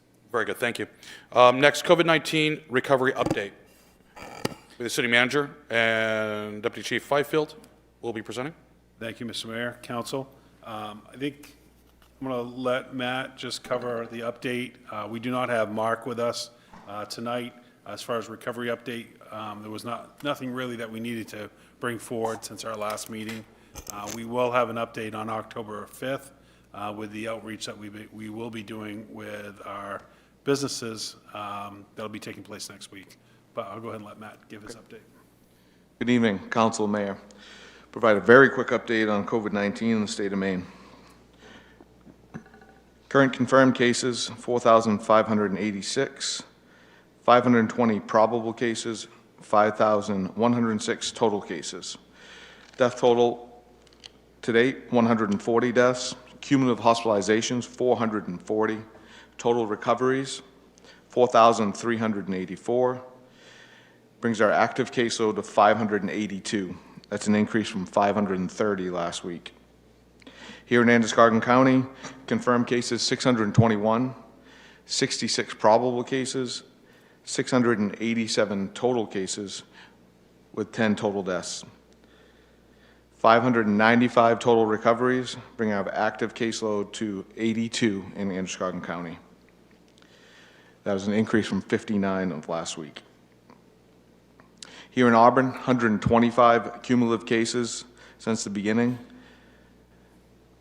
That's only 5 cases in the last 2 weeks. 396 cases in Lewiston. Speak quickly about testing in the state of Maine. Currently to date, 383,000 tests have been completed with a 1.59% positivity rating. Put that in perspective, that was 1.73% last week, and the 14-day is at 0.5%. Testing in Androscoggin County the last 14 days, out of 9,108 tests, 53 positives, 0.6% positivity rate. I often provide you with an interesting piece of data, and reviewing the data today, I looked back to August 6th. At that point, the last 14 days was 3,170 tests with 43 positives and a 1.3% positivity rate. So just to review that again, today we've completed in the same time frame 9,108 tests. Back in August 6th, the capacity was at 3,170. Hospital data, current current hospital data, 440 cumulative hospitalizations. To put that in perspective, back on June 29th, we had 347.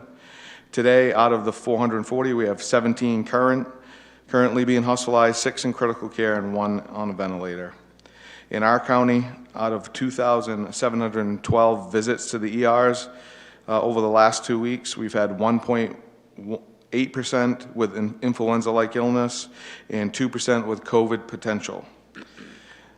Cumulative hospitalizations in our county remains the same over the last few weeks, 49, with a hospitalization rate of 7.1%.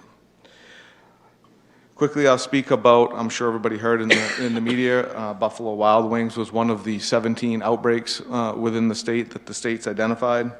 I will say that city staff, including myself, were involved on the first evening of notification, assisted the business and the management to put normal practices in place and put them in contact with Maine CDC. I was involved with the investigation early on and did circle back with Maine CDC field epidemiologists last week. And we have a high level of probability that the transmission was not transmitted in the restaurant. It was outside of the restaurant. So I think that's important for the community to know. That's all I'll have for this evening. Good, thank you. Any questions for Deputy Fire Chief? No? Thank you. That's it. Thank you, Matt. Council Communications, I'll start off, and then we'll give with the councilors in turn. Couple things I just want to make the public aware of on communication. First of all, probably the most exciting social media post in the history of the City of Auburn happened over the weekend with the announcement or Friday of Holy Donut coming to Minot Avenue. No matter what else we do, that sets the bar high. So in addition to some greater Portland or Portland-based retailers coming up to our city, I think it's pretty evident recently, Holy Donut, Otto's Pizza is doing a Tuesday pop-up in collaboration with Side by H Brewery on Minot Avenue. Chipotle's coming to Center Street. Renovation of locally owned Heathco's was wonderfully done in a very efficient manner, as well as several others over the last 6 months. And I bring that up because I want to encourage everybody in Auburn and the surrounding areas to go and visit your local retailers. And yes, some of these are hyper-local. Some of them are regionally based. Some of them are national. But what it all points to, a greater focus and attention coming to our city.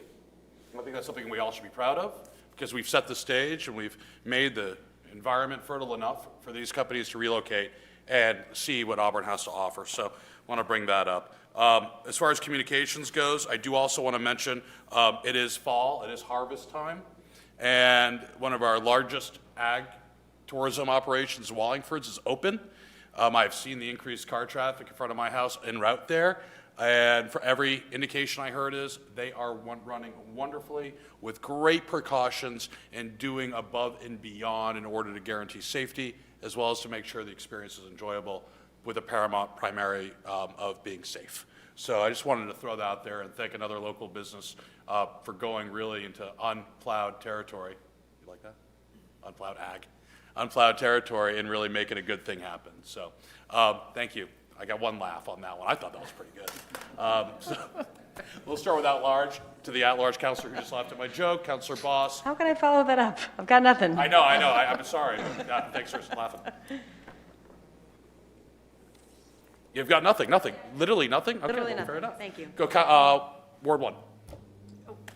I just have to say that I took a walk down from Mill Street along the river there through New Auburn, and it is just looking beautiful. And this time of year, walking along that river, it is such a spectacular gem that we have in this community. So take a walk along there. Ward 2. Nothing tonight. Ward 3. Nothing. And 4. Nothing tonight. And 5. Thursday evening, 6:30, at the 6th Street Congregational Church Neighborhood Watch. And Counselor Gary? Thank you, Mr. Mayor. The only thing I can say is I attended on 9/11 a very special service out to the fire station on Minot Avenue. It was in solemn remembrance of those that have passed away in trying to protect and serve our public. And we're very fortunate that even though with the virus, we were able to do it and not miss a year of this solemn remembrance. And I want to thank the fire department and the city manager for allowing it to happen and televising it. Thank you. And I'll turn it over to the city manager.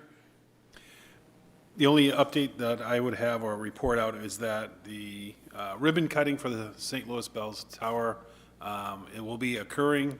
We're working currently on identifying the best safe method to be able to do that. We will be streaming it, just as Councilor Gary was just mentioning, so that others could dial in, be able to watch that, much like we did with the Memorial Day service that was held. We'll work with Sun Journal. We'll look to try to help promote that, but you'll be seeing that and be seeing those that will be part of the invitation list. We will make sure that that gets out to you very soon, but we'll be promoting that. And then once we get a little closer, we'll promote exactly date and time. So expect that within the next couple of weeks. Very good, thank you. Moving on. First open session of the night. I'd like to open this up to members of the public. You're invited to speak to the council about any issue directly related to city business, which is not on tonight's agenda. I would ask that you state your name and address, and please limit your comments to 3 minutes. I'm here to speak about the Butler Hill.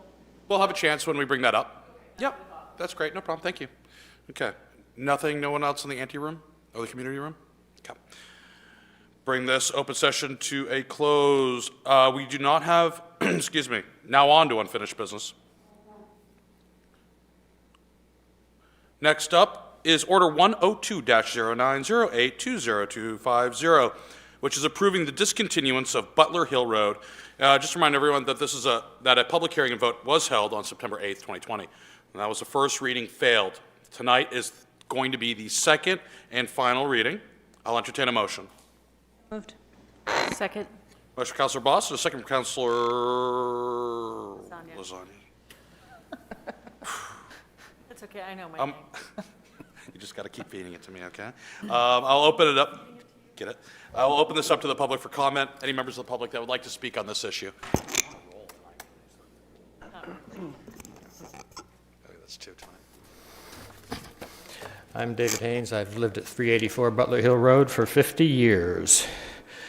Thank you for letting me tell you again about my dreams for the 270 acres of land on either side of the road that you are debating closing. Closure is the final step in a journey that began 5 years ago when Mr. DeShane followed up on my suggestion and started this process, which included several city staff meetings, lawyers and surveyors on both sides. Mr. Crowell has been involved from the beginning and has been very helpful in getting to this point. Thank you. The last Auburn Comprehensive Plan wisely emphasized maintaining and developing opportunities for recreation and preserving and enhancing natural resources for Auburn residents. This is my deep desire also. After I give a conservation easement to the Androscoggin Land Trust, they, not Auburn, will have the responsibility to preserve and maintain the land, to care for its natural resources, and to keep it open to the public. Auburn will spend nothing. I hope there will not be a dangerous road cutting through the easement, cutting the easement in half. Public access means to make it easy for citizens of Auburn, visitors, walkers, hikers, and hunters to enjoy the forest for its creatures. It means school children and their teachers learning about nature, for the deer to find shelter under hemlocks, which are becoming rarer. Some of you own a camp you love to visit each year, and this land is for you to enjoy, but it's also for those people without land, for families stuck inside apartments due to COVID-19, without the time or money to travel to distant counties. It's for the infirm, those having trouble with their knees or hips, like me, and the aged, to have a quiet roadway and gentle paths on which to walk in nature. It's for all of us. With the road open, imagine yourself walking next summer In a tunnel of tall oaks and maples with friends, enjoying the sound of leaves rustling when a car speeds by, jolting and clanking, leaving a cloud of dust and exhaust. Imagine a walk in the fall.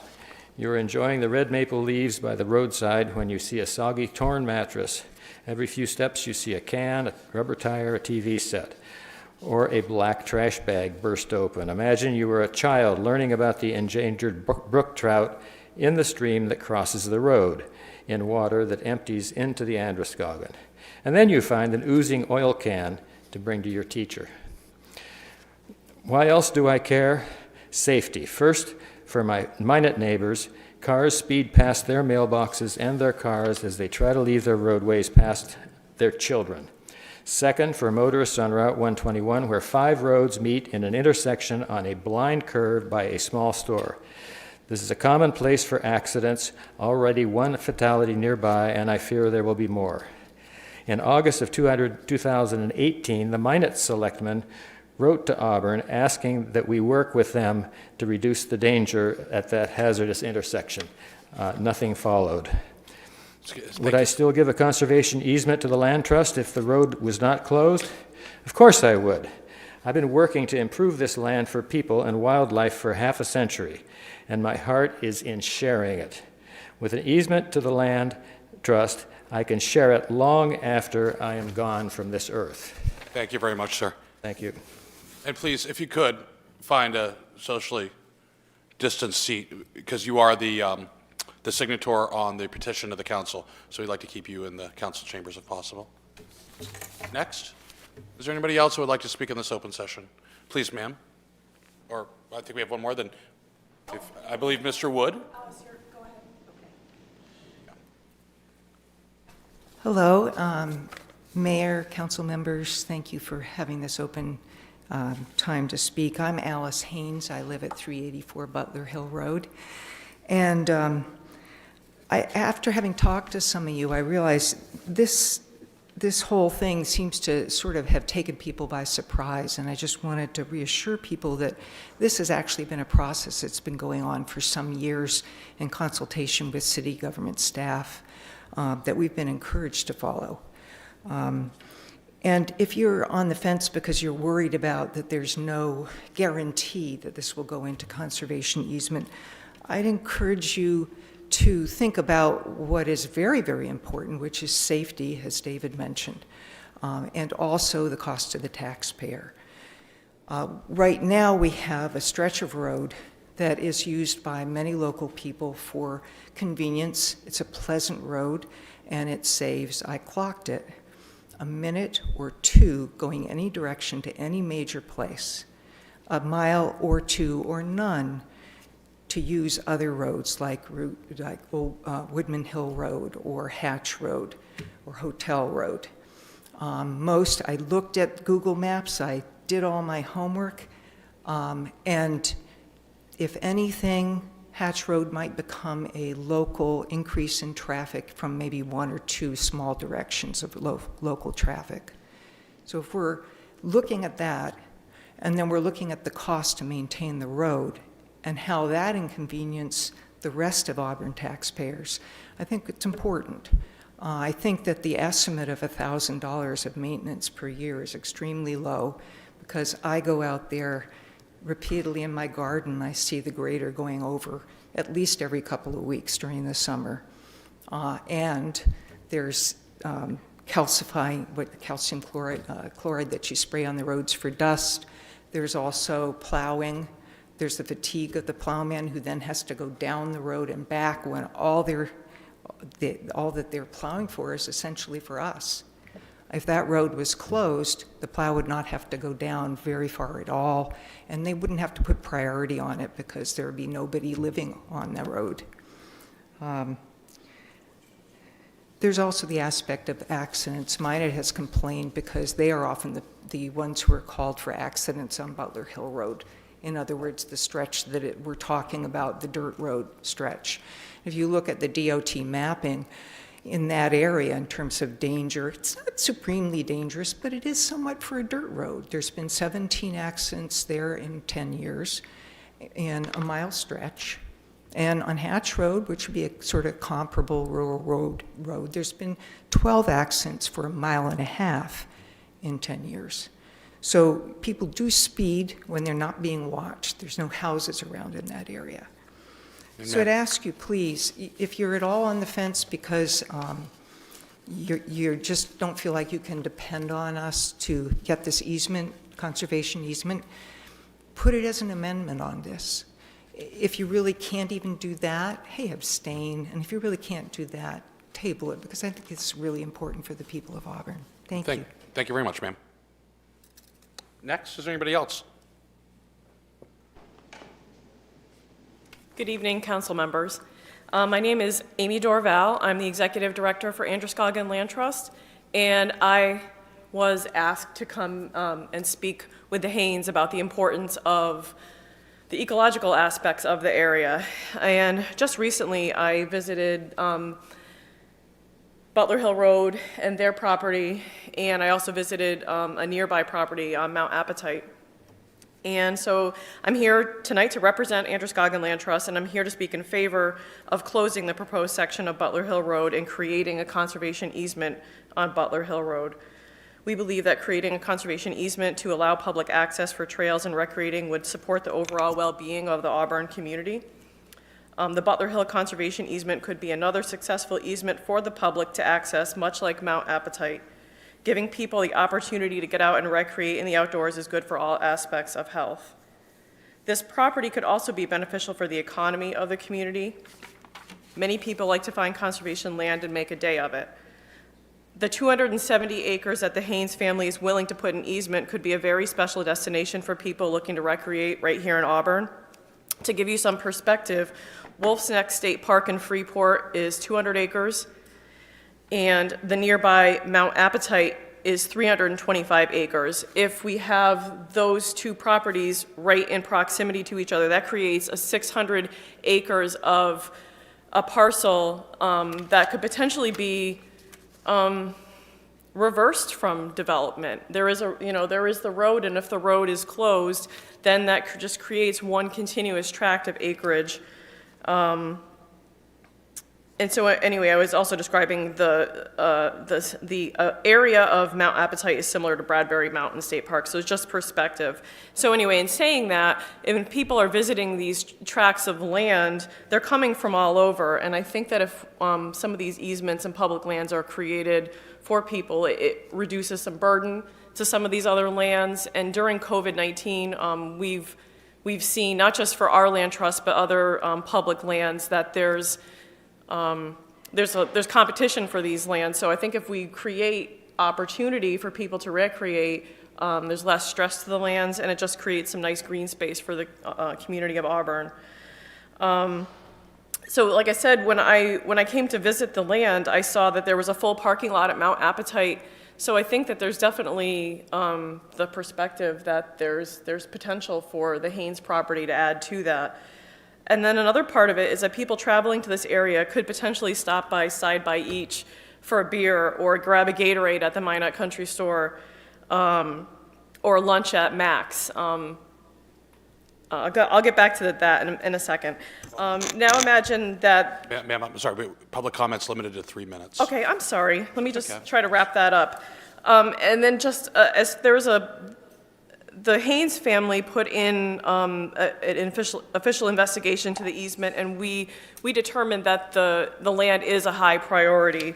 So in summary, I would just like to say that we are in approval of the closure for a potential conservation easement, and I think that is also an opportunity for the community of Auburn to maintain and create this green space and stop the development. I mean, you have development in the city, and I think that's great, but I think if you have a little mix of development, there's also the mix of recreation, and I just wanted to say that I think that would be a really nice, it is a special property. When I was there, I really didn't feel like I was in Auburn at all. Thank you very much. Yes, thank you. Sorry to cut you off. Yep, that's okay. Got to be fair across the board. Someone else. Hi, everyone. My name is Dana Staples. I live at 32 Greenfield Drive. I just wanted to take the opportunity to everybody here did a great job talking about the conservation aspects of saving this land and closing the road, I wanted to point out that the investment that you're making in sports tourism, this just fits right in with that. You know, we've done a lot of marketing since Mayor Levesque's been here towards come live, work, and play in Auburn. And what better place to play than 270 acres? I mean, this is awesome. You don't get a chance very often to have such a really big area to recreate at such a low cost.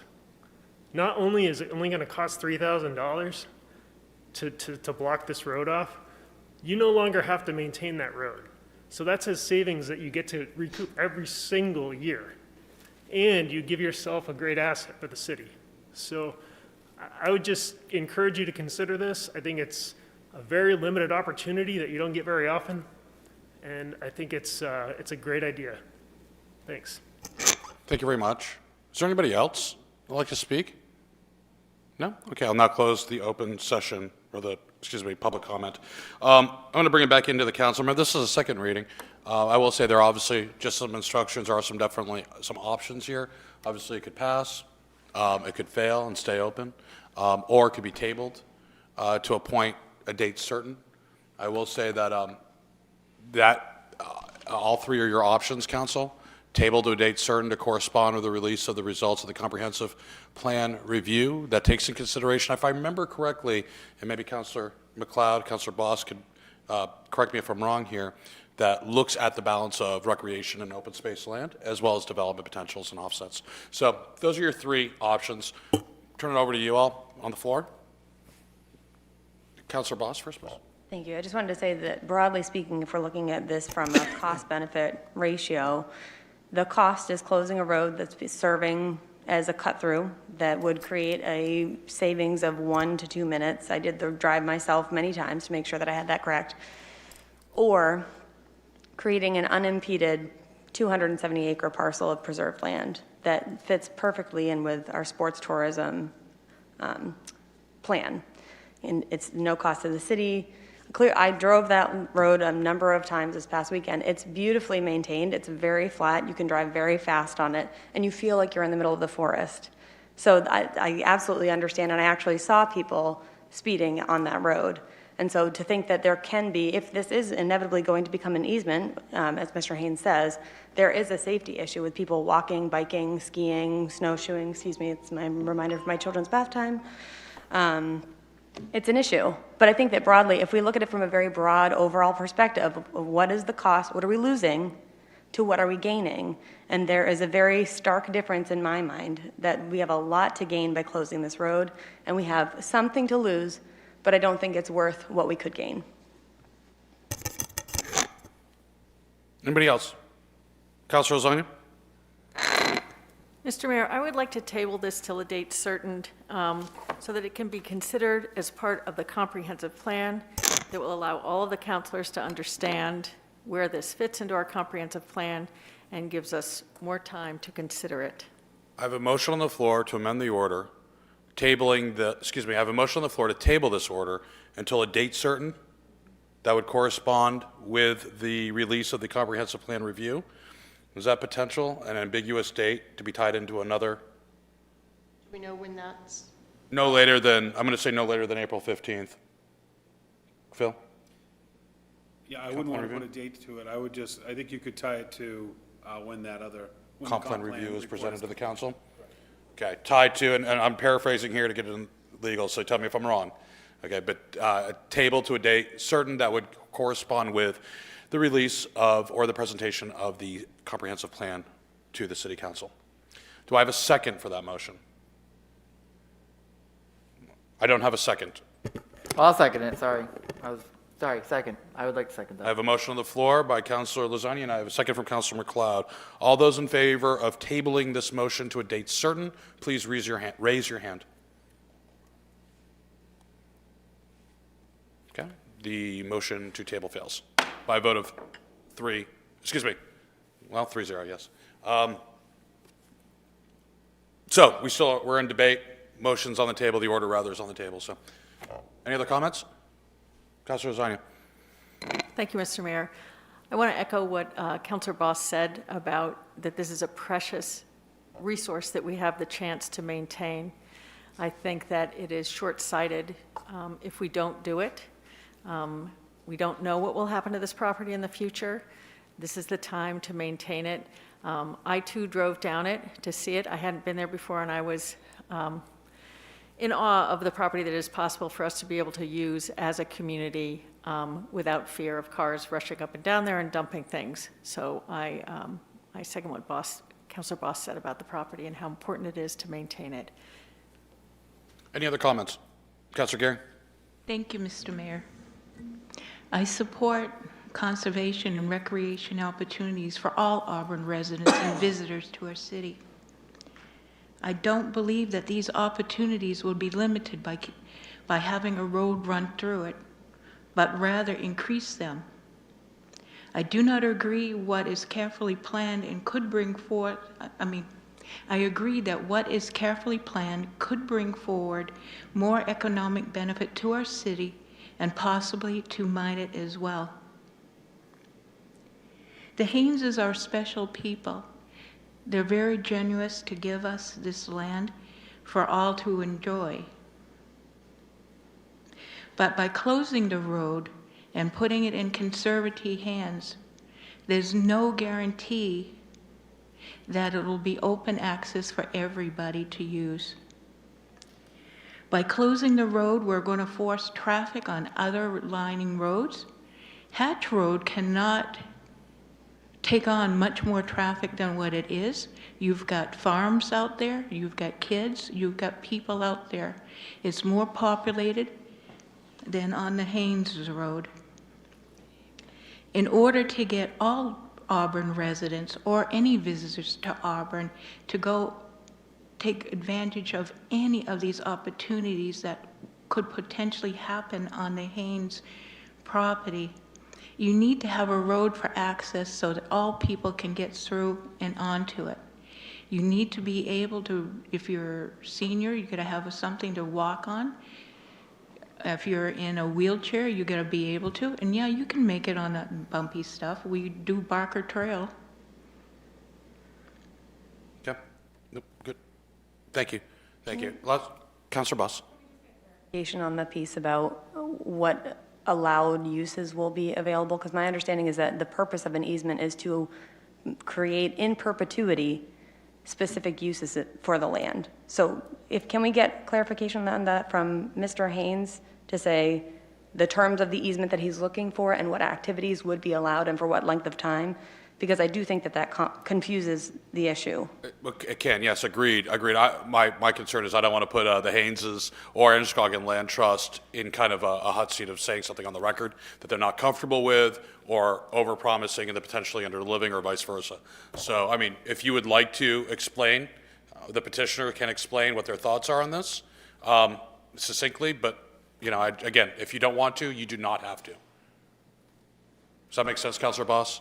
I just wanted to, you know. Not asking for a promise. I think that clarity on what proposed thought. Okay, very good vision. Yeah, I apologize for the way this stuff is working out. I've been working with the Land Trust for several years. I've been working with the city for several years, and I would prefer to have had the Land Trust conservation easement signed before I came here. We've gone through several different city managers over the last 5 years. The Androscoggin Land Trust has gone through several executive directors. Things aren't maybe coming together the right way for us right now. But my intention, and I'm willing to, you know, accept an amendment, is to have this land open as it has been for 50 years. Talk to any hunters who've been out there, talk to any hikers, talk to anybody. It's my dream, as I said in my statement.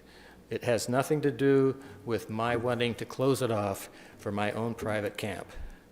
So that's it. I mean, I'm 78 years old.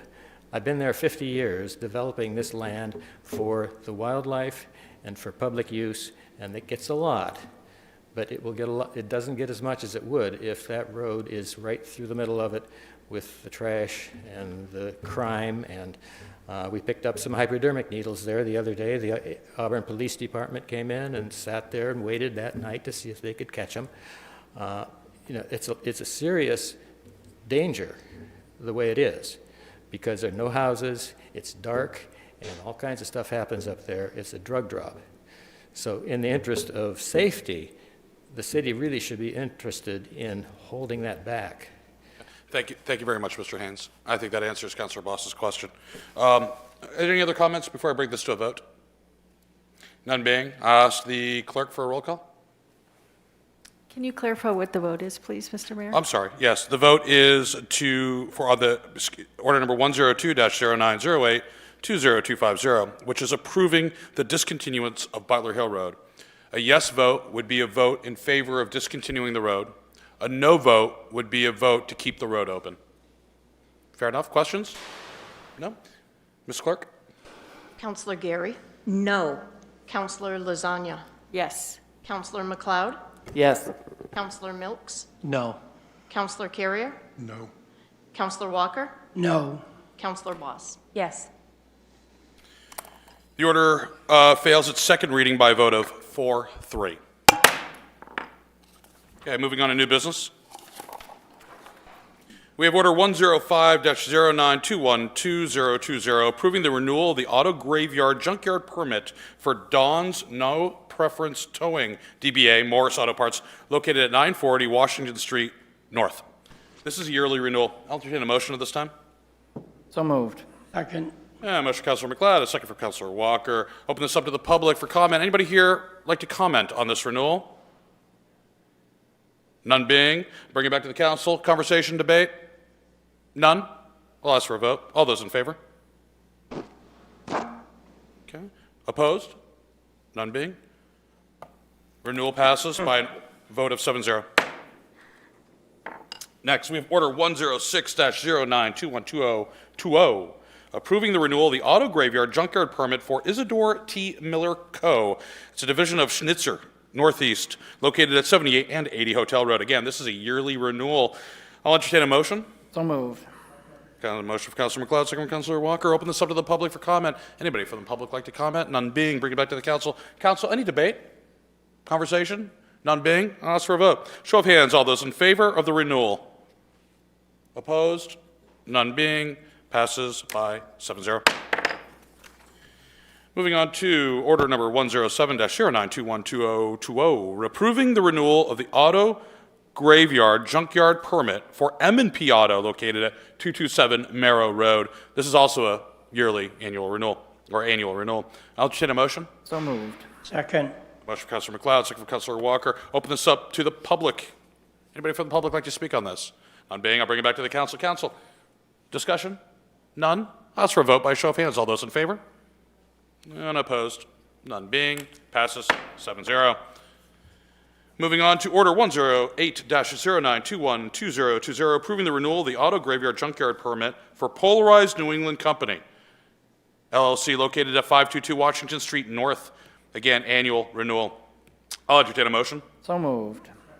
Motion for Councilor McLeod, second for Councilor Walker. Public comment, is there any? None being. We're going to bring it back to the council. Council, questions?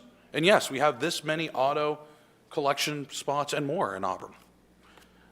None. Okay, I'll ask for a vote. All those in favor? Opposed? Passes 7-0. One more.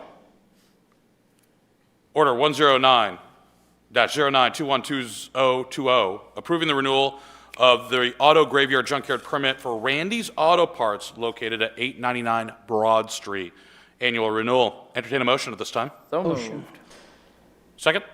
Second. I got a motion for Councilor McLeod, second for Councilor Walker. I'll open this up to the public for comment. Anybody in the public would wish to comment? None being. Council, debate, comment. None. I'll ask for a vote. All those in favor? Opposed? Abstain? Councilor Carrier? I voted for. You did? Okay. Passes by a vote of 7-0.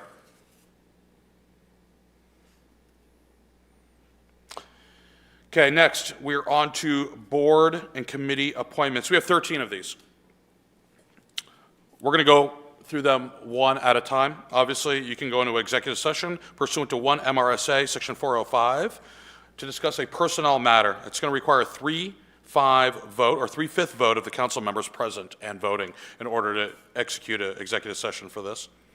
But let's see, let's go through this. The first is Order 110-09212020, appointing Dana Staples as a full member of the Planning Board with a term of expiration of 1/1/2023. Do I have a motion? So moved. Do I have a second? Second. Motion for Councilor Boss, second by Councilor Gary. Is there anybody in the public that would like to comment? None being, bring it back to council. Council, comment? If none, I'll ask for a vote. All those in favor? Opposed, abstained, none being? Approved by a vote of 7-0. Next, Order 111-09212020, appointing Amy Dietrich to serve on the Conservation Commission with a term of expiration of June 1, 2023. Do I have a motion? Second. Motion, Councilor Boss. I got a second from Councilor Walker. Anybody from the public that would like to speak on this? None being, I'll bring it back to the council. Council, is there any debate? Comment? None being, I'll ask for a vote. All those in favor?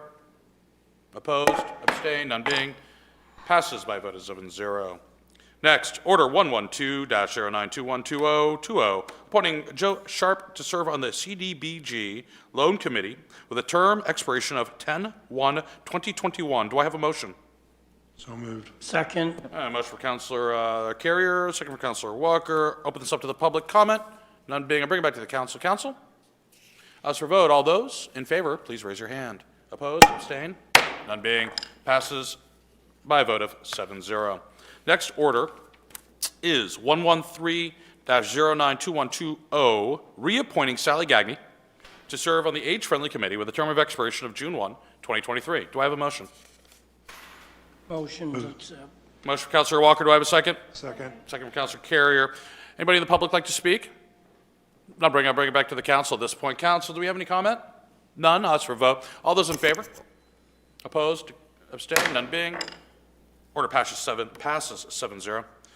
Next, Order 114-09212020, reappointing Diane Vincent to serve on the Age-Friendly Committee with a term of expiration of June 1, 2023. Do I have a motion? So moved. And a motion for Councilor Carey. Do I have a second?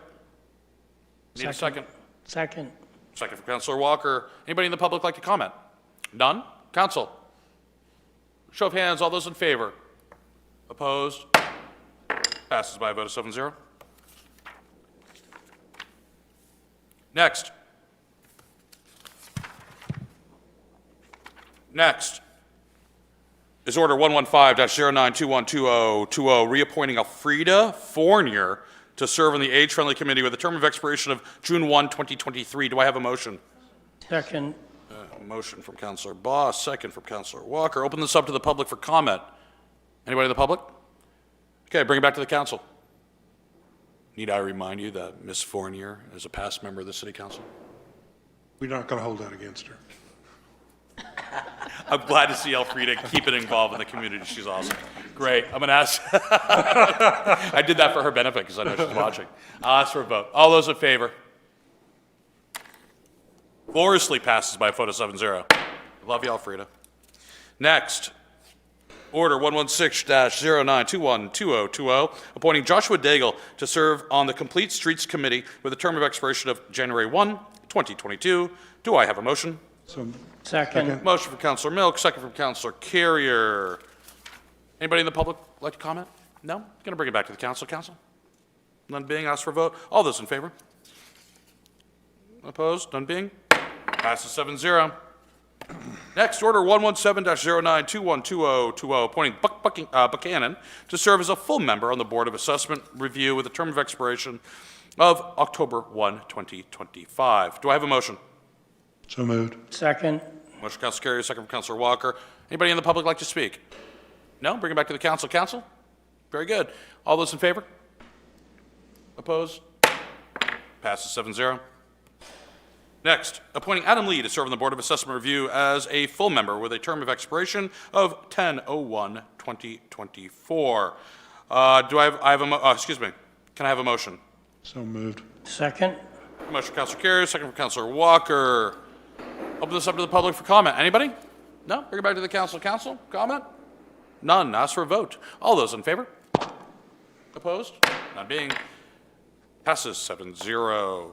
Next is Order 119-09212020, reappointing Misty Edgecombe to serve on the Parks and Recreation Advisory Board with a term expiration of 10/1/2022. Do I have a motion?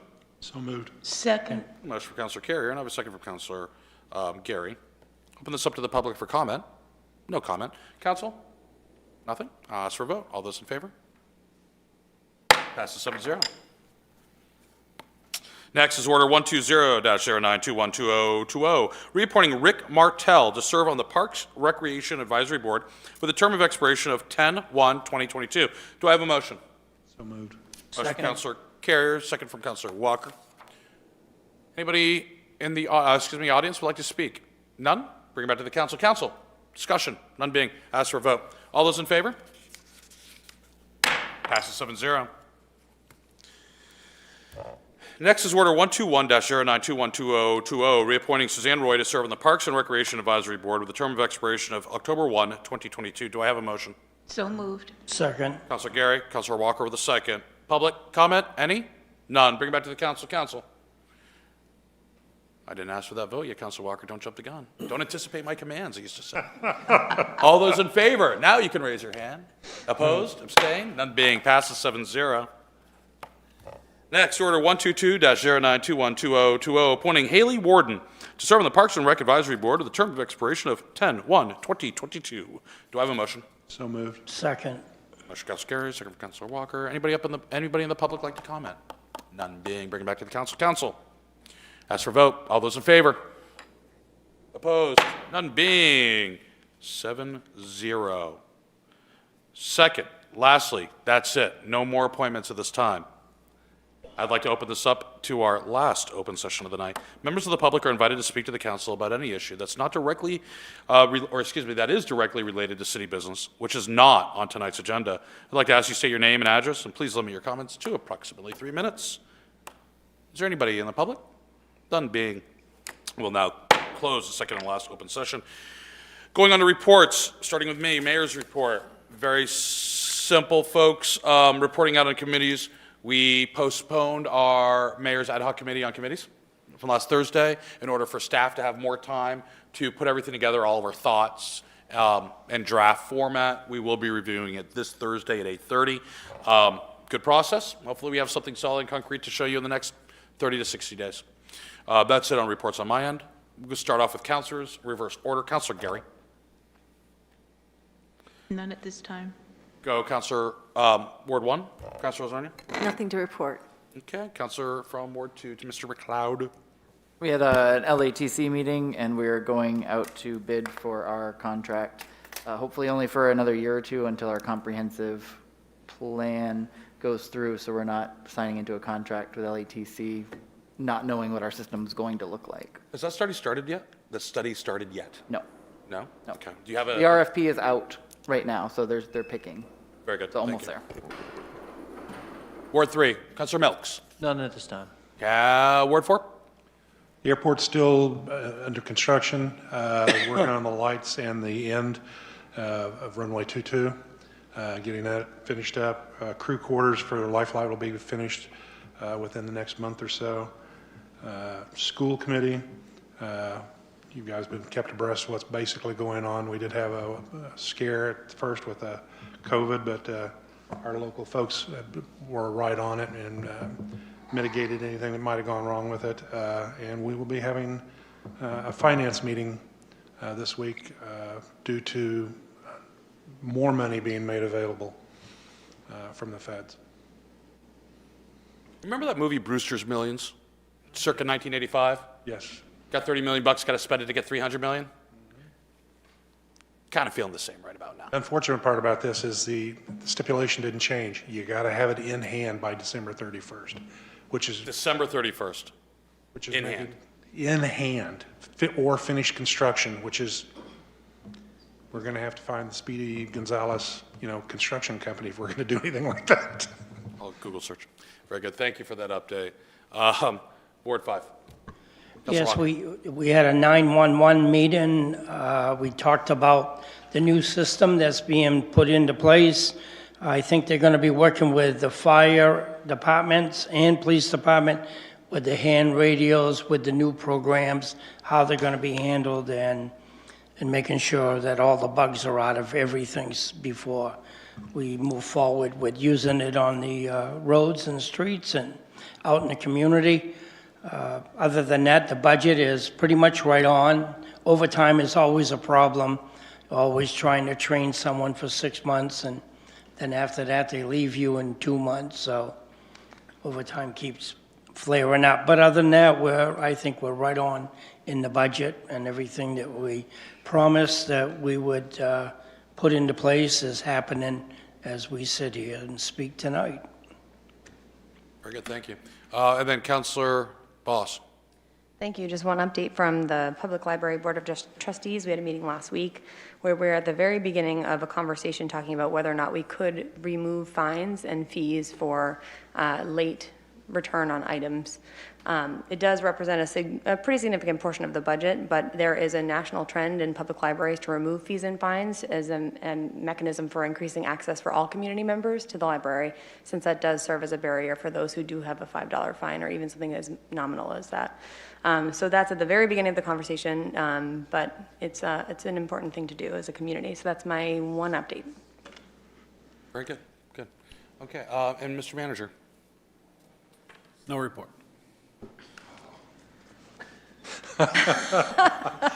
Something's I'm wrong. pretty sure you're doing Something's a lot. I wrong. mean, but that's okay. Oh, goodness. Next, we have an executive session. I'm going to close reports at this time. Next, we have an executive session pursuant to 1 MRSA Section 405, 6A. Do I have a motion? So moved. Motion for Councilor Boss. Do I have a second? Second. Second for Councilor Carrier. All those in favor? Oh, I'm going to ask, actually, all those in favor. Can you tell us what it's for, which section we're going in for? Did I say no?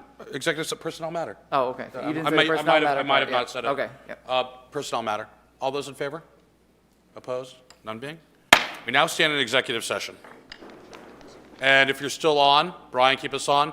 After this, there's no further business for the city. We'll go straight into adjournment. So for those of you watching at home, there is nothing exciting to happen post this. Thank you.